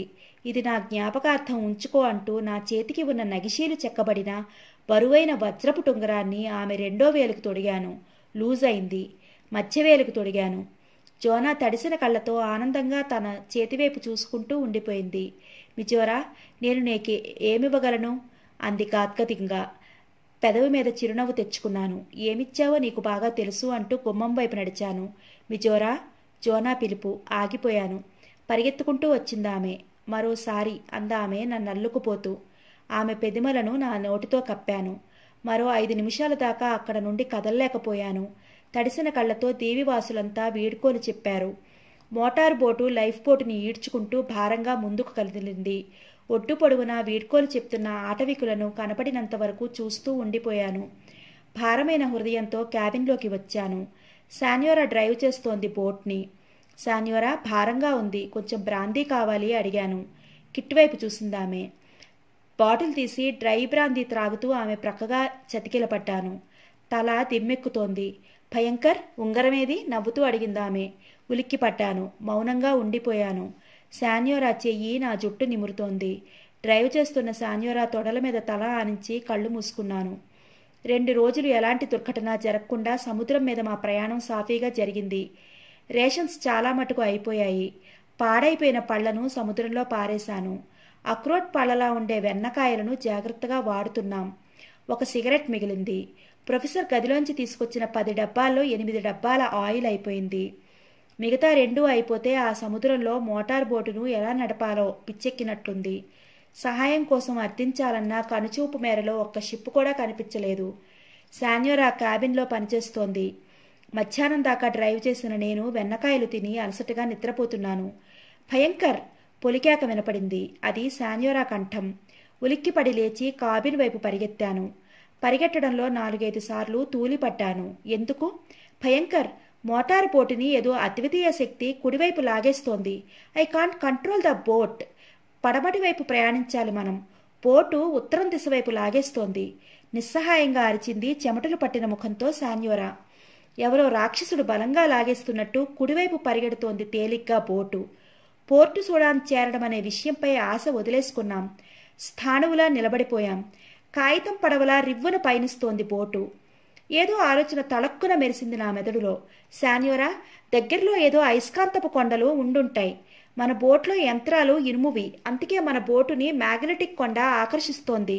నువ్వు ఇక క్యాబిన్లో ఉండి లాభం లేదు. యంత్రాలు పనిచేయవు. లైఫ్ బోట్ వెంట తెచ్చుకోవడం మంచిదైంది. కమాన్, మనం అందులోకి పరిగెట్టాలి అంటూ శాన్యోరా చెయ్యి పట్టుకుని చేతిలోని తుపాకీతో బోటు వెనుక భాగానికి పరిగెట్టాను. మరో నిమిషంలో తాడుతో వెనకవైపు కట్టబడిన లైఫ్ బోట్లోకి గెంతామిద్దరం. బోటు అయస్కాంతపు కొండకి చాలా దగ్గరలోకి వచ్చేసింది. చటుక్కున కట్ చేశాను బోటుకి కట్టబడిన తాడును కత్తితో. శాన్యోరా, బోర్లా పడుకుని నెత్తిమీద చేతులు పెట్టుకో అరిచాను ప్రికాషన్గా. బోర్లా పడుకున్నామిద్దరం. అంతే, బోటు వెళ్లి ర్యాకెట్లా గుర్తుకుంది అయస్కాంతపు కొండని. పెద్ద శబ్దంతో తునాతునకలైంది బోటు. ఇనుప మొక్కలు, కొయ్య ముక్కలు గాల్లోకి ఎగిరాయి. కొన్ని లైఫ్ బోట్లోకి వచ్చి పడ్డాయి. తలకు దెబ్బలు తగలకుండా చేతులు కాపాడాయి. లైఫ్ బోటు కొండ సందులో ఇరుక్కుపోయింది. లేచి నిలబడి బట్టలు దులుపుకున్నాం. ఇద్దరం చిన్న కొండ చెరయ మీదకి ఎక్కాం. లైఫ్ బోటుని ఓ సూది మొనలాంటి రాతికి కట్టేసి. భయంకర్, విపరీతమైన దాహంగా ఉంది అంది అలసటగా శాన్యోరా కొంచెం చదురైన రాతి ప్రదేశం మీద చతికిలపడి. ఆమె ప్రక్కగా చోటు చేసి కూర్చున్నాను. వెన్న తింటావేంటి అడిగాను. భారంగా నవ్వింది శాన్యోరా. జేబులోంచి ఆటవికుల నాయకుడిచ్చిన వెన్నకాయలు తీశాను. అవి చితక్కొట్టి శాన్యోరాకిచ్చాను. ఆకలిగా తినేసింది. అందులో గుజ్జు. శాన్యోరా, ఏంటి ఆకాశంలోకి చూస్తున్నావు అడిగాను, తుక్కు సముద్రంలోకి పారేస్తూ. ఆకాశంలో అగ్గిపెట్టె సైజులో పరిగెడుతున్న విమానం కేసి చూపుడు వేలుతో చూపించిందామె. శాన్యోరా భుజం మీద లాలనగా చేయి వేశాను. ఇటువంటి ఆశలు పెట్టుకోకు. ఈ కొండ చుట్టూ 2 మైళ్ళ పరిధిలో అయస్కాంత శక్తి ప్రసారమవుతోంది. ఎయిర్ ట్రాఫిక్, నావల్ ట్రాఫిక్ ఇటువైపు ఉండవు. ఏ విమానాలు, నౌకలు ఇటువైపు రావు. మళ్ళీ లైఫ్ బోటే గతి మనకి అంది శాన్యోరా. అవును అన్నాను, చిన్న చిన్న కెరటాలొచ్చి కొండకి గుద్దుకునే దృశ్యాన్ని చూస్తూ. పాదాలకు సముద్రం నీరు చల్లగా తగులుతోంది. ఎన్ని నాట్స్ ప్రయాణం చేయగలం అలా? ఎంతైనా తప్పదు. ఇక్కడ కూర్చునేం చేస్తాం? కొండ మీద ఆకులు కూడా దొరకవే నమలడానికి. సముద్రంలో పెట్టిన కాళ్ళు చటుక్కున పైకి లాగేశాను. అసంకల్ప ప్రతీకార చర్యగా. ఏదో కుట్టింది కాలిపై. బొటన విరేలికైన గాయాన్ని పట్టుకుని అటువైపు చూశాను. నల్లని బచ్చుతో ఈదుకుంటూ వెనక్కి పరిగెడుతోంది కుక్కలాంటి జంతువు. అక్కడక్కడ ముళ్ళున్నాయి దాని శరీరంపై. ఏంటది అడిగింది కంగారుగా శాన్యోరా. చురకత్తి ఈత కొడుతూ పారిపోతున్న జంతువుపైకి విసిరాను. పీక మీద నాటుకుందది. గిలగిలా కొట్టుకోసాగింది. చటుకున సముద్రంలో దూకి 4 బారలు ఈదాను. దాన్ని చేతికి చిక్కించుకుని తడిబట్టలతో శాన్యోరా పక్కగా చేరాను. మళ్ళీ ఏంటది మళ్ళీ అడిగింది. సీ డాగ్ అంటారు దీన్ని. పోకిరి జంతువు. వలలు కొరికేస్తుంది ఒక్కొక్కసారి. దీని మాంసం తింటారు. రాత్రికి తిందాం కోసుకుని. ఛీ, కుక్క మాంసం, అందులోకి పచ్చి మాంసం. ఒళ్ళు జలధరించింది శాన్యోరాకి. ఇది ఊర కుక్క కాదు, సీ డాగ్. కావాలంటే నీకు దొరకద్దు. ఆకలేస్తే నువ్వే తింటావు. తిన్న తర్వాత కుక్కలా అరవాలి. సరేనా అన్నాను నవ్వుతూ. ఇక వెళ్దామా? ఎలా తెలుసు నీకవన్నీ అడిగింది పైకి లేస్తూ శాన్యోరా. బాటనీ, జువాలజీ, మనది బీఎస్సీలో అన్నాను నవ్వి బోట్లు తొడుక్కుంటూ. లైఫ్ బోట్ తాడు విప్పి సముద్రంలోకి తోసి దానిమీదకి ఉరికామిద్దరం. తెట్లు కదిలాయి. ఈ సాధారణ బోటుతో తిరిగి నాగరిక ప్రపంచాన్ని చూస్తామన్న ఆశ చచ్చిపోయింది నాలో. ఆ అంతులేని సాగరంలో బాగా చీకటి పడేసరికి 3 మైళ్ళు ప్రయాణించి ఉంటామేమో. అంతా కటిక చీకటి. లైఫ్ బోటును ఏ వైపు నడుపుతున్నానో నాకే తెలీదు. అంతటా అంధకారం. ఆ నిశ్శబ్ద వాతావరణంలో కేవలం నీటిలో వేసే తెట్ల చప్పుడు మాత్రం వినపడుతోంది. భయంకర్, నీ ఒళ్ళు వేడిగా ఉంది అంది శాన్యోరా చీకట్లో నా మెడ చుట్టూ స్పర్శిస్తూ. నిజమే, నా ఒళ్ళు పులపరంగా చలిజ్వరం వచ్చినట్లుంది. శాన్యోరా కాబరా పడుతుందని చెప్పలేదు. సీ సిక్నెస్ అందామే. మౌనంగా లైఫ్ బోట్ని ముందుకు పోనిస్తున్నాను. భయంకర్ పిలిచింది చెవి ప్రక్కగా శాన్యోరా. ఆమె వెచ్చటి ఊపిరి నా మెడకు తగులుతోంది. Yes darling, are you all right? I am okay. తెట్లు ప్రక్కన పడే, కాసేపు కబుర్లు చెప్పుకుందాం. సానుభూతి ధ్వనించింది ఆమె కంఠంలో. ఆమె చెప్పినట్లు చేశాను. శాన్యారా నడుం చుట్టూ చెయ్యి వేసి దగ్గరగా లాక్కున్నాను. కటిక చీకటి, భయం మమ్మల్ని దగ్గరగా కలుపుతున్నాయి. శాన్యారా నుదుటి మీద, పెదిమల మీద, గెడ్డం మీద, చెవి కింద, మెడ కింద ముద్దు పెట్టుకుంటున్నా ఆవేశంగా. శాన్యారా తన్మయంగా తన మీదికి లాక్కుంది నన్ను. కొద్దిసేపటికి సాగర మధ్యలో చిమ్మ చీకటిలో ఆ పడవలో అలసిపోయి చెమటలు పట్టగా ఇద్దరం పసిపాపల్లా నగ్నంగా కావలించుకుని పడుకున్నాం. అలా ఎంతసేపు నిద్రపోయామో తెలీదు. లైఫ్ బోటు విపరీతమైన కుదుపులతో ఎగిరెగిరి పడుతుండగా ఇద్దరం లేచాం. విపరీతమైన వేగంతో గాలి రయ్యన వీస్తోంది. మేము నిద్రకు ఉపక్రమించి గంట అయి ఉంటుందేమో. చీకటి అలాగే ఉంది. ఇద్దరం కంగారుగా దుస్తులు ధరించాం. భయంకర్, ఏమిటది? చీకటిని చీల్చుకుంటూ సన్నగా వినపడింది శాన్యోరా కంఠం. శాన్యోరా, సముద్రపు తుఫానేమోనని అనుమానంగా ఉంది. నా మాటలు పూర్తి కాకుండానే భయంకరమైన ఈదురుకాలులు ప్రారంభమయ్యాయి. తెట్లు వేయబోయి ఆ ప్రయత్నం విరమించుకున్నాను. It's beyond my control. నా కంట్రోల్లో లేదిప్పుడు లైఫ్ బోట్. పెద్దగా గాలి ప్రయాణిస్తున్న శబ్దం వినపడుతోంది. ఆకాశాన్ని ఎవరో పగలగొట్టినంత భయంకరంగా మెరుపులు మెరిసి ఉన్నట్లుండి తాటికాయంత పెద్ద పెద్ద వర్షపు చినుకులు ప్రారంభమయ్యాయి. అకస్మాత్తుగా వర్షం ఉధృతమై కుంభవృష్టిగా మారింది. లైఫ్ బోట్ మీద ఇద్దరం అటూ ఇటూ తూలి పడుతున్నాం. శాన్యోరా, నీ నడుంకి నా నడుంకి తాడు తీసి బలంగా కట్టాలి. తుఫాను భయంకరంగా ఉధృతమవుతోంది. ఎండుటాకు లాంటి ఈ బోటు మనల్ని కాపాడుతుందని నాకు నమ్మకం లేదు. This is our life and death problem. గాలి హోరులో గట్టిగా చెప్పాను, శాన్యోరాని తూలిపోకుండా పట్టుకుంటూ. తుపాకీ బొడ్లో పెట్టుకుని శాన్యోరా నడుంకి నా నడుంకి మధ్య 3 గజాలు దూరం ఉండేలా తాడు కట్టాను. సరిగ్గా అదే సమయంలో భీభత్సంగా పెరుగుతున్న గాలి పలకరింపుకు సమాధానంగా ఓ పెద్ద కెరటం వచ్చి ఒక ప్రక్క నుంచి ఏటవాలుగా లైఫ్ బోట్ను ఎత్తేసింది. బోటు తలక్రిందులయ్యింది. ఇద్దరం రబ్బర్ బొమ్మల్లా సముద్రంలో పడ్డాం. You are already sick Bhayankar, వర్షపు హోరులో అరిచింది శాన్యోరా వెనకాల ఈదుతూ. ఇప్పుడు ఆ బోటు తేలిగ్గా కొట్టుకుపోయి ఉంటుంది. నెవర్ మైండ్ శాన్యోరా, ఐ కెన్ స్విమ్. శరీరమంతా అణువణువు స్వాధీనంలోకి తెచ్చుకుని కసిగా పట్టుదలగా ముందుకెదటం ప్రారంభించాను. ఈదుతున్నప్పుడు ఏవో చేపలు నా శరీరాన్ని మెత్తగా రాసుకుంటూ వెళ్ళిపోతున్నాయి. రేడియం చేపలు మిలమిలా మెరుస్తూ సముద్రంలో గాభరగా పరిగెడుతున్నాయి. కెరటాలు బలంగా మీద నుంచి వెళ్ళిపోతున్నాయి. సుమారు అరగంట పాటు భీభత్స వాతావరణంలో ఈదటం వల్ల శరీరం అంతా సలుపులా పెట్టసాగింది. నొప్పితో కాళ్ళు పక్షవాతం వచ్చినట్లు బిగుసుకుపోతాయేమో అనిపిస్తోంది. అయినా చీకట్లో ఎక్కడికని ఎలా ఈదటం? శాన్యోరా, ఈదగలవా ఇంకా? తల వెనక్కి తిప్పి అరిచాను, చేతులు బలహీనంగా కదుపుతూ. ఐ ఆమ్ హోప్లెస్ భయంకర్, హీనంగా పలికింది శాన్యోరా. వెల్, మనల్ని సముద్రం చంపటం నాకిష్టం లేదు. మనం మృత్యువు మనమే కొని తెచ్చుకుందాం. నేను 3 అంకెలు లెక్క పెడతాను. 3వ అంకె చెప్పగానే ఇద్దరం కౌగలించుకుని మునిగిపోదాం విత్ ఎ లాస్ట్ కిస్ అన్నాను నిరాశతో. ఓకే డార్లింగ్ అంది దృఢస్వరంతో శాన్యోరా నా పక్కగా కదులుతూ. 1, 2 బారెలు ముందుకీదాం. 2, మరో 2 సార్లు కొట్టాం నీటిపై చేతులతో. 3, చటుక్కున ఈత ఆపేసి శాన్యోరాని కౌగలించుకున్నాను. మా పెదిమలు అతుక్కుపోయాయి. అవే మా చివరి క్షణాలు. భయంకర్, నా చేతికేదో తగిలింది అంది ముద్దు నుండి విడిపించుకుంటూ శాన్యోరా. ఏంటది అన్నాను చీకట్లో ఆతృతగా ఆమెను అలాగే పట్టుకుని. ఏదో గట్టులాంటిది అందామె దాని మీద కూర్చుంటూ. ఎలా సాధ్యం? అప్పుడే భూమి ఎలా తటస్థపడింది? ఆలోచిస్తూ చేత్తో తడుముకుని నేను ఆమె పక్కగా కూర్చున్నాను. సందేహం లేదు, ఇసుక తగులుతోంది చేతులకు తడిగా. Bhayankar, we are saved. ప్రొద్దున్న ఈ స్థలాన్ని పరిశీలిద్దాం. అలసిపోయాం, కాస్త నడుము వాలుద్దాం అంది శాన్యోరా. వర్షం కొద్దిగా తక్కుముఖం పట్టింది. ఆ ఇసుకే మెత్తని పరుపుగా భావించి అలసటగా వెనక్కి వాలి కళ్ళు మూసాం. విపరీతమైన ఒళ్ళు నొప్పుల వల్ల ఎప్పుడో మాకు నిద్ర పట్టింది. బాగా ఎండెక్కుతుండగా లేచాను తిరిగి. వర్షం వెలిసిపోయింది అప్పటికి. భయంకర్, ఓ చిన్న దీవిలో ఉంటున్నాం మనం అంది నలవైపులా చూస్తూ శాన్యోరా. 2 క్షణాల తర్వాత అనుమానంగా ఆమె కనుబొమలు ముడిపడ్డాయి. గమనించావా? ఈ దీవి కదులుతోంది. నీటి మీద ఫ్లోటింగ్ ఐలాండ్ అంది ఆశ్చర్యంగా. శాన్యోరా, సముద్రం మీద కూలి కొట్టుకుపోయే చెట్లు, చేమలు, మొక్కలు, నాచు, గవ్వలు, ఇసుక మొదలైనవి ఒకచోట స్టాక్ అయిపోయి మెట్లగా ఏర్పడి దీవులుగా మారతాయి. వీటినే కోరల్ ఐలాండ్స్ అంటారు. అలాంటిదే అయి ఉంటుంది అన్నాను చుట్టూ పరికించి చూస్తూ. కదిలేదేవి అంతా కలిసి ఫర్లాంగ్ చుట్టుకొలత కూడా లేదు. సముద్రం మీద ఏదో ఇసుక దెబ్బ కదులుతున్నట్లుగా ఉంది. అక్కడక్కడ చిన్న మొక్కలు మాత్రం ఉన్నాయి. చెట్టు పుట్టలు ఏర్పడలేదింకా. శాన్యోరా ఇసుక పట్టిన జుట్టును దులుపుకుంటోంది. బొట్లోంచి తడిసిన తుపాకీ తీసి నేల మీద ఆరబెట్టాను. జేబులోంచి పాలిథీన్ బ్యాగ్లోని తూటాల ప్యాకెట్ తీసి దాన్ని ప్రక్కగా పడేశాను. తుపాకీ తప్పిస్తే కట్టు బట్టలతో మిగిలిపోయాం మేము. శాన్యోరా నీరసంగా ఆగుపడుతోంది. రాత్రి సగం సగం సీడాక్ మాంసం తిని అది సహించక సముద్రంలోకి విసిరేశాను. ఆకలి. ఫ్యాంట్ జేబులో ఏదో గుర్చుకున్నట్టు అనిపించింది. చెయ్యి దూపాను అందులో. థ్యాంక్ గాడ్ కొనుక్కున్నాను. సరిగ్గా 2 వెన్నకాయలు తగిలాయి చేతికి. బయటికి తీసి అరచేతి మధ్య బిగించి వాటిని విరగకొట్టాను. వెలగపండులా అది పగిలి గుజ్జు బయటపడింది. అదే మిగిలిన ఆహారం. శాన్యారాకి ఒకటిచ్చాను. అది భుజించి నీటిపై కదులుతున్న దీవిని టూరిస్టుల్లా ఆసక్తిగా చూస్తూ అర్ధాకిలిగా కూర్చున్నాము. తుపాకీ ఆరిన తర్వాత మ్యాగజైన్ ఓపెన్ చేసి డబ్ల్యూ స్ప్రింగ్లో తూటాలు నింపి కాక్ చేసి ఆకాశంలోకి ప్రేల్చాను ఓసారి.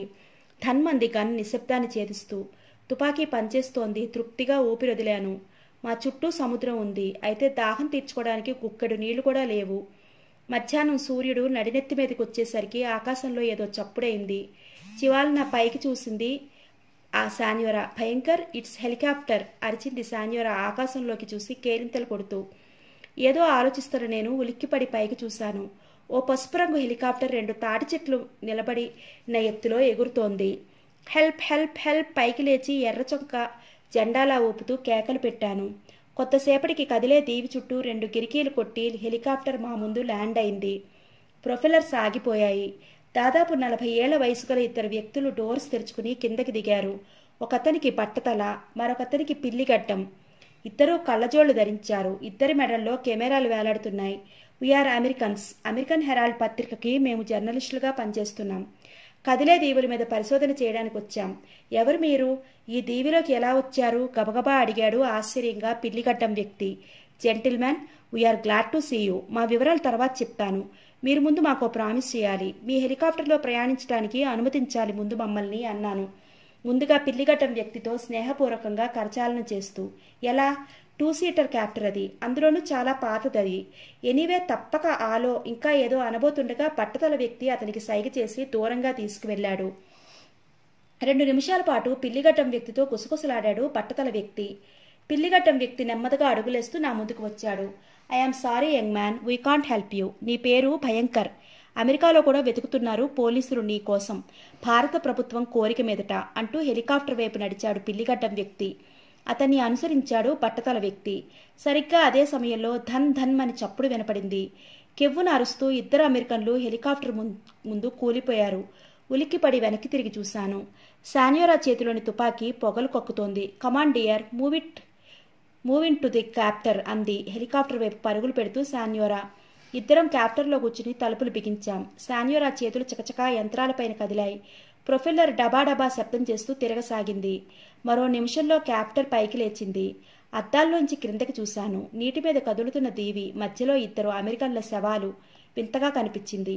దృష్టి మళ్లించాను. కాలికేదో తగిలింది. అటువైపు చూశాను. నా కళ్ళు మెరిశాయి. శాన్యోరా, వీ గాట్ ద బీర్ అరిచాను సంతోషంగా. ఓపెన్ ఇట్, దాహంగా ఉంది అంది క్యాప్టర్ స్పీడ్ పెంచుతూ శాన్యోరా. కత్తి తీసి బీర్ టిన్ని పొడిచాను. నురగలు కక్కుతూ పైకి తన్నింది బీర్.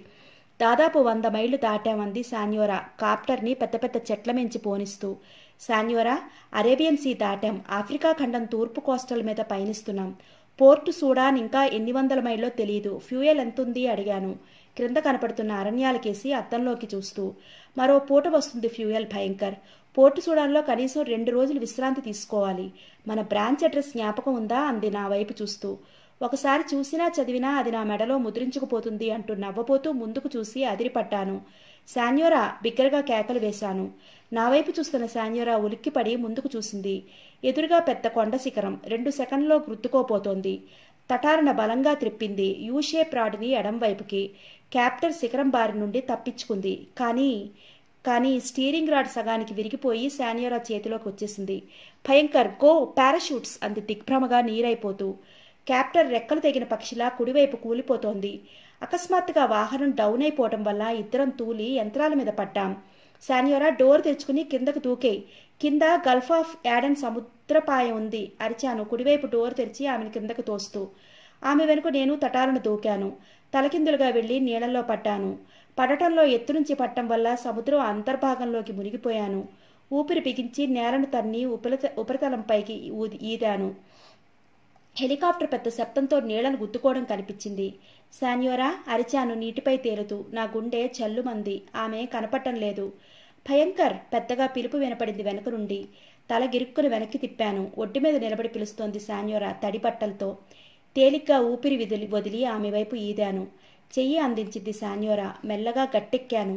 ఇద్దరం పరిసరాలు పరకించాం. మేమున్నది గల్ఫ్ ఆఫ్ యాడన్ ఒడ్డున ఉన్న ఆఫ్రికా అరణ్యాల్లో. ఐఎమ్ సారీ భయంకర్, ఒక్క క్షణం నన్ను నేను మైమర్చిపోవడం వల్ల హెలికాప్టర్ని కోల్పోయాం. ఫర్గెట్ ఇట్ శాన్యోరా, అది ప్రైవేట్ హెలికాప్టర్, పాతది, 60 మోడల్. అందుకే స్టీరింగ్ రాడ్ అవుగ్గా ఉండి ఉంటుంది. మనం ప్రాణాలతో బయటపడినందుకు సంతోషించాలి అన్నాను అరణ్యంలోకి చూస్తూ. కనీసం పోర్టు సూడాన్ సరిహద్దుల్లోకైనా వెళ్లలేకపోయాం అంది నిస్పృహగా. ప్లీజ్ శాన్యోరా, అయిందేదో అయింది, గతాన్ని తవ్వక. ఆమె భుజం తట్టాను. క్రూర జంతువులు సంచరించే స్థలం ఇది.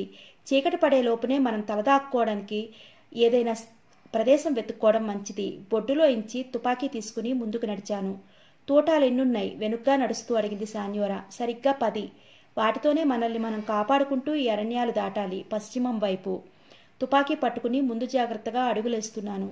అబ్బా అంది శాన్యోరా కంఠం. గిరుక్కున తిరిగాను తుపాకీతో. ఏమైంది? కాలు పట్టుకుని ఓ చోట కూలబడింది శాన్యోరా. ముళ్ళు అంటూ. ఎలా గుచ్చుకుంది ముళ్ళు? జోళ్లున్నాయి ఆమె పాదాలకు. చాలా పెద్ద ముళ్ళు. జోడులోంచి పాదంలోకి దిగబడి ఉండాలి. నేను తీయనా అన్నాను ఆమె ఎదురుగా నిలబడి. No thanks, I can manage అంది పాదాల్ని పరీక్షించుకుంటూ. జంతు భయం వల్ల మళ్ళీ పరిసరాలు పరికిస్తూ నిలబడిపోయాను. వికృతంగా కేకవేసింది శాన్యోరా. అదిరిపడుతూ తల తిప్పాను. నా గుండె జల్లుమంది. శాన్యోరా నిలబడి ఉంది. అప్పటిదాకా ఆ వృక్షాన్ని గమనించనే లేదు. వృక్ష కాండం పొడవునా ఉన్న వేళ్లలాంటి చేతులు ఆమెను బలంగా చుట్టేశాయి. మై గాడ్, మూపెన్స్ అనబడే వృక్షం అది. ఏనుగైనా సరే దాని క్రిందకొస్తే మనిషి చేతుల్లాంటి దాని ముళ్ల కొమ్మల బారి నుండి తప్పించుకోలేదు. జంతువుల్ని గాని మనుషుల్ని గాని అది ఆ పంజాల్లో బంధించి మాంసాన్ని పీల్చేస్తుంది. కెవ్వున అరుస్తోంది శాన్యోరా గింజుకుంటూ. చేతుల్లాంటి వేళ్లతో ఆమెను బలంగా బంధించింది ఆ వృక్షం. బూటు సాక్సులోంచి తటాలున కత్తిలాగి వాటిని ముక్కలు ముక్కలుగా నరికేశాను విద్యుత్ వేగంతో. స్పృహ తప్పి పడి ఉన్న శాన్యోరా దబ్బున నేల మీద పడింది. చటుక్కున్న యువతకి లాగి ఆమెను భుజం మీద వేసుకుని చేతిలోని తుపాకీతో ముందుకు నడిచాను. దీర్ఘాయుష్యు మాట ఎలా ఉన్నా దినదిన గండం మాత్రం ఎదురవుతోంది మాకు అనుక్షణం. ఎన్ని ఆపదలు ఎలా తప్పించుకోగలం? ఏదో గండంలో కాలు జారక తప్పదేమో ఆలోచన కట్టిపెట్టాను. ఎదురుగా ఓ కొండగుహ కనపడుతోంది. అందులో మకాం వేస్తే నా మనసు అంగీకరించలేదు. ఏవో జంతువులు అందులో ఉండొచ్చు. నా అనుమానాన్ని ఆధారంగా ఉంది. ఆ గుహ ముందు ఏవో అస్థికలు కనపడుతున్నాయి. ఏ పెద్ద పులో ఎప్పుడో ఎవరినో లాక్కొచ్చి అక్కడ చంపేసి ఉంటుంది. కొద్ది దూరంలో ఉన్న చెట్టు నన్ను ఆకర్షించింది. ఆ చెట్టు గుబురుగా ఉండి 2 బలమైన కొమ్మలు అడ్డంగా విస్తరించి ఉన్నాయి. వాటి మీద మంచిలాంటిది ఏర్పాటు చేసుకుని రాత్రికి అక్కడ కాలక్షేపం చేయొచ్చు. శాన్యోరాని నెమ్మదిగా చెట్టు మొదట్లో దింపాను. అది మోపెన్స్ లాంటి వృక్షం కాదన్న గ్యారంటీ కుదుర్చుకున్న తర్వాత ఆమెకు తెలివి తెప్పించేసరికి అరగంట గడిచిపోయింది. బ్రతుకుతాననుకోలేదు అంది శాన్యోరా నీరసంగా. ధైర్యసూచకంగా ఆమె భుజం తట్టాను. అరణ్యమంతా నిశ్శబ్దంగా ఉంది. సిగరెట్ కాల్చాలనుంది. ఆ ఆశను అర్జెంటుగా చంపుకున్నాను. దగ్గరలో అటూ ఇటు తిరిగి చిన్న చిన్న కొమ్మలు నరికాను. వాటిని ఏరుకుని వచ్చి శాన్యోరా ముందు నిలబడ్డాను. ఐ విల్ హెల్ప్ యూ అందామె. వీల్లేదు, నువ్వు రెస్ట్ తీసుకో. నెమ్మదిగా చెట్టెక్కాను. 15 నిమిషాల్లో లతలను తీగల్ని తాళ్లుగా ఉపయోగించి ఆ కొమ్మల మీద మంచిలాంటిది ఏర్పాటు చేశాను. ఆకులు చల్లాను మెత్తగా ఉండటానికి. ఆ చెట్టుకు దగ్గరలో తిరిగి పేరు తెలియని పళ్ళు కోసుకున్నాం. కొన్ని పళ్ళు తింటే పిచ్చెక్కుతుందంటారు. అవేమీ ఆలోచించడం లేదు. తృప్తిగా తిని చీకటి పడేసరికి చెట్టు ఎక్కాం. చెట్టు కుబరిలోని మంచే మాకు ఆ రాత్రి పట్టెమంచమైంది. అర్ధరాత్రి అయుంటుందేమో. క్రొత్త ప్రదేశం, భయంకర వాతావరణం కావడం వల్ల నిద్ర పట్టడం లేదు మాకు. కీచురాళ్ల రొద కర్ణపేయంగా వినపడుతోంది. మంచే ఇరుగ్గా ఉంది మా ఇద్దరికి. శాన్యోరా బలంగా నా నడు చుట్టూ చేయి వేసి ముడుచు పెట్టుకుని పడుకుని నిద్రపోవడానికి ప్రయత్నిస్తోంది. ఉన్నట్లుండి కొంచెం దూరంలో ఏదో అలికిడి వినిపించింది నాకు. త్రుల్లిపడి చెట్ల గుబురులోంచి అటువైపు చూశాను. నా గుండెలు గొబగొబలాడాయి. ఎవరో 2 వ్యక్తులు ఆ అర్ధరాత్రి సమయంలో నగ్నంగా ఉన్న ఓ శవాన్ని మోసుకొస్తున్నారు. వారికి ముందు ఒక మనిషి, వెనక ఒక మనిషి కర్ర కాగడాలతో నడుస్తున్నారు. కాగడా వెలుతురులో ఆ నలుగురిని పరీక్షగా చూశాను.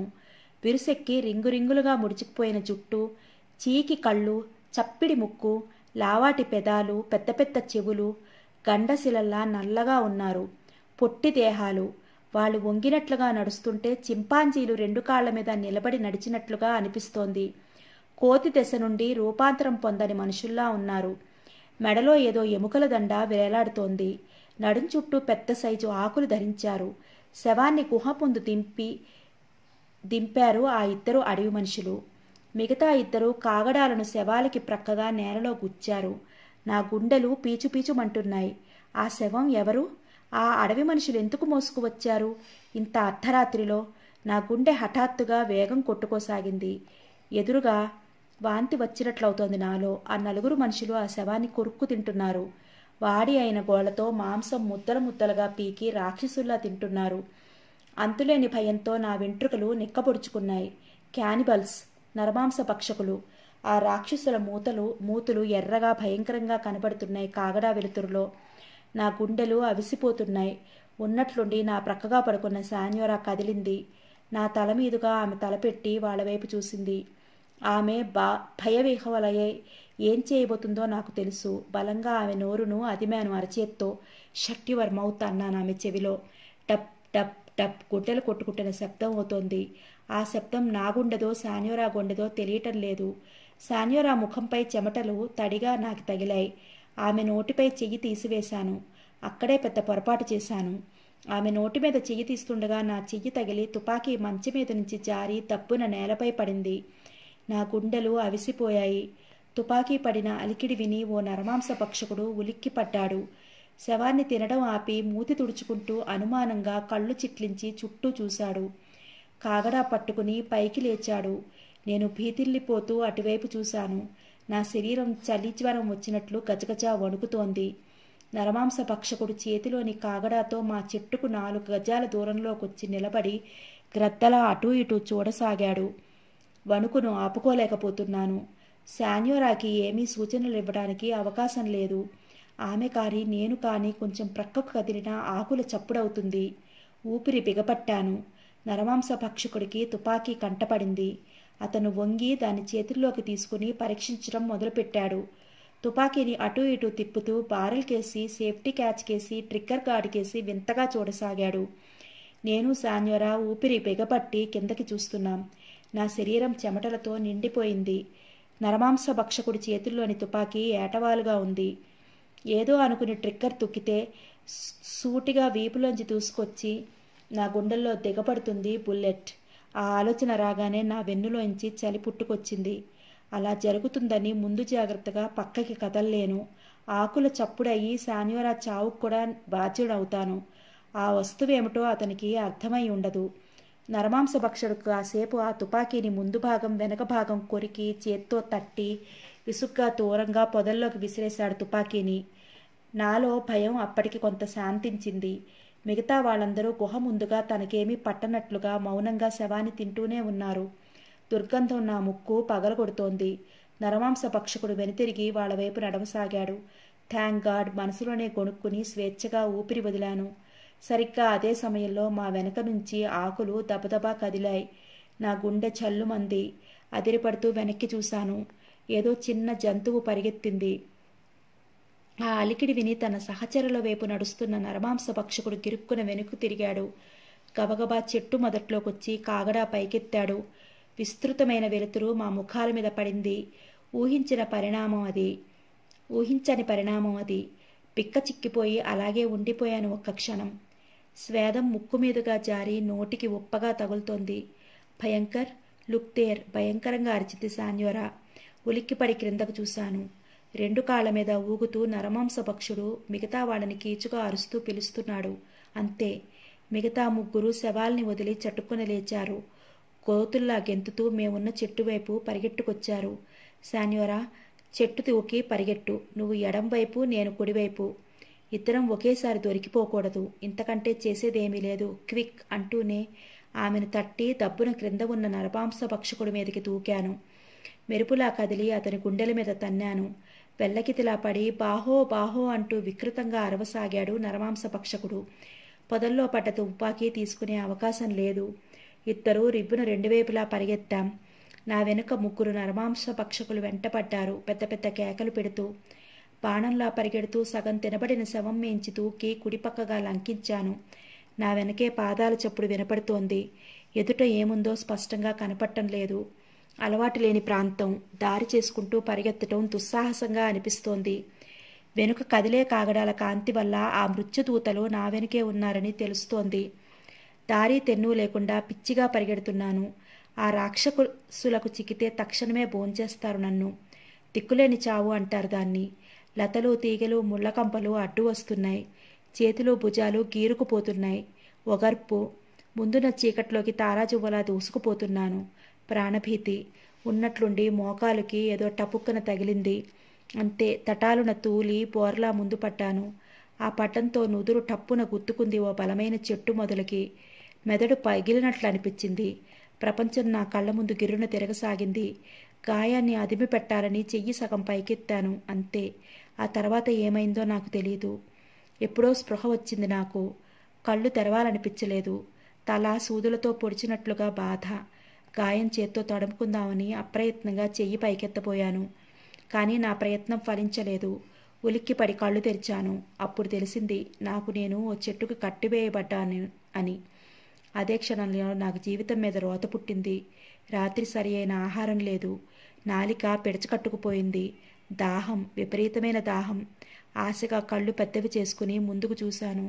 ఎదురుగా 5-6 గజాల దూరంలో ఓ చలిమంట వేసి ఉంది. దాని చుట్టూ దాదాపు 20 మంది నరమాంస భక్షకులు కూర్చుని ఉన్నారు. 4 స్త్రీలు నల్లగా బలిసిన దేహాలతో అందవికారంగా ఉన్నారు. తాటికాయల్లాంటి వారి వక్షోజాలు నగ్నంగా కనపడుతున్నాయి. స్త్రీలు, పురుషులు మెడవత్త ఎముకల దండలు ధరించారు. నెమ్మదిగా తల తిప్పి పరిసరాలను పరికించాను. ఇప్పుడు నేనున్నది గృహప్రాంతం కాదని గ్రహించాను. ఏదో చాటుగా ఉన్న ప్రదేశంలా ఔపిస్తోంది. నా మెదడులో ఓ అనుమానం తలకెత్తింది. 20 మంది పురుషులకి 4 స్త్రీలేనా? అది సమాధానం దొరకని ప్రశ్నగా భావించి మౌనంగా చలిగాగుతున్న నరమాంస భక్షకుల వైపు చూశాను.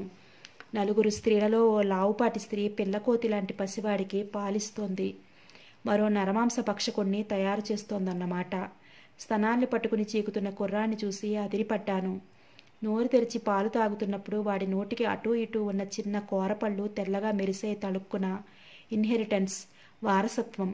అవసరాన్ని బట్టి, ఉపయోగాల బట్టి అవయవాలు పెరగడం కానీ తరగడం కానీ జరుగుతుందన్న డార్విన్ సిద్ధాంతం జ్ఞాపకం వచ్చింది. దాహం అనబోయాను. కానీ నా నోరు పెగల్లేదు.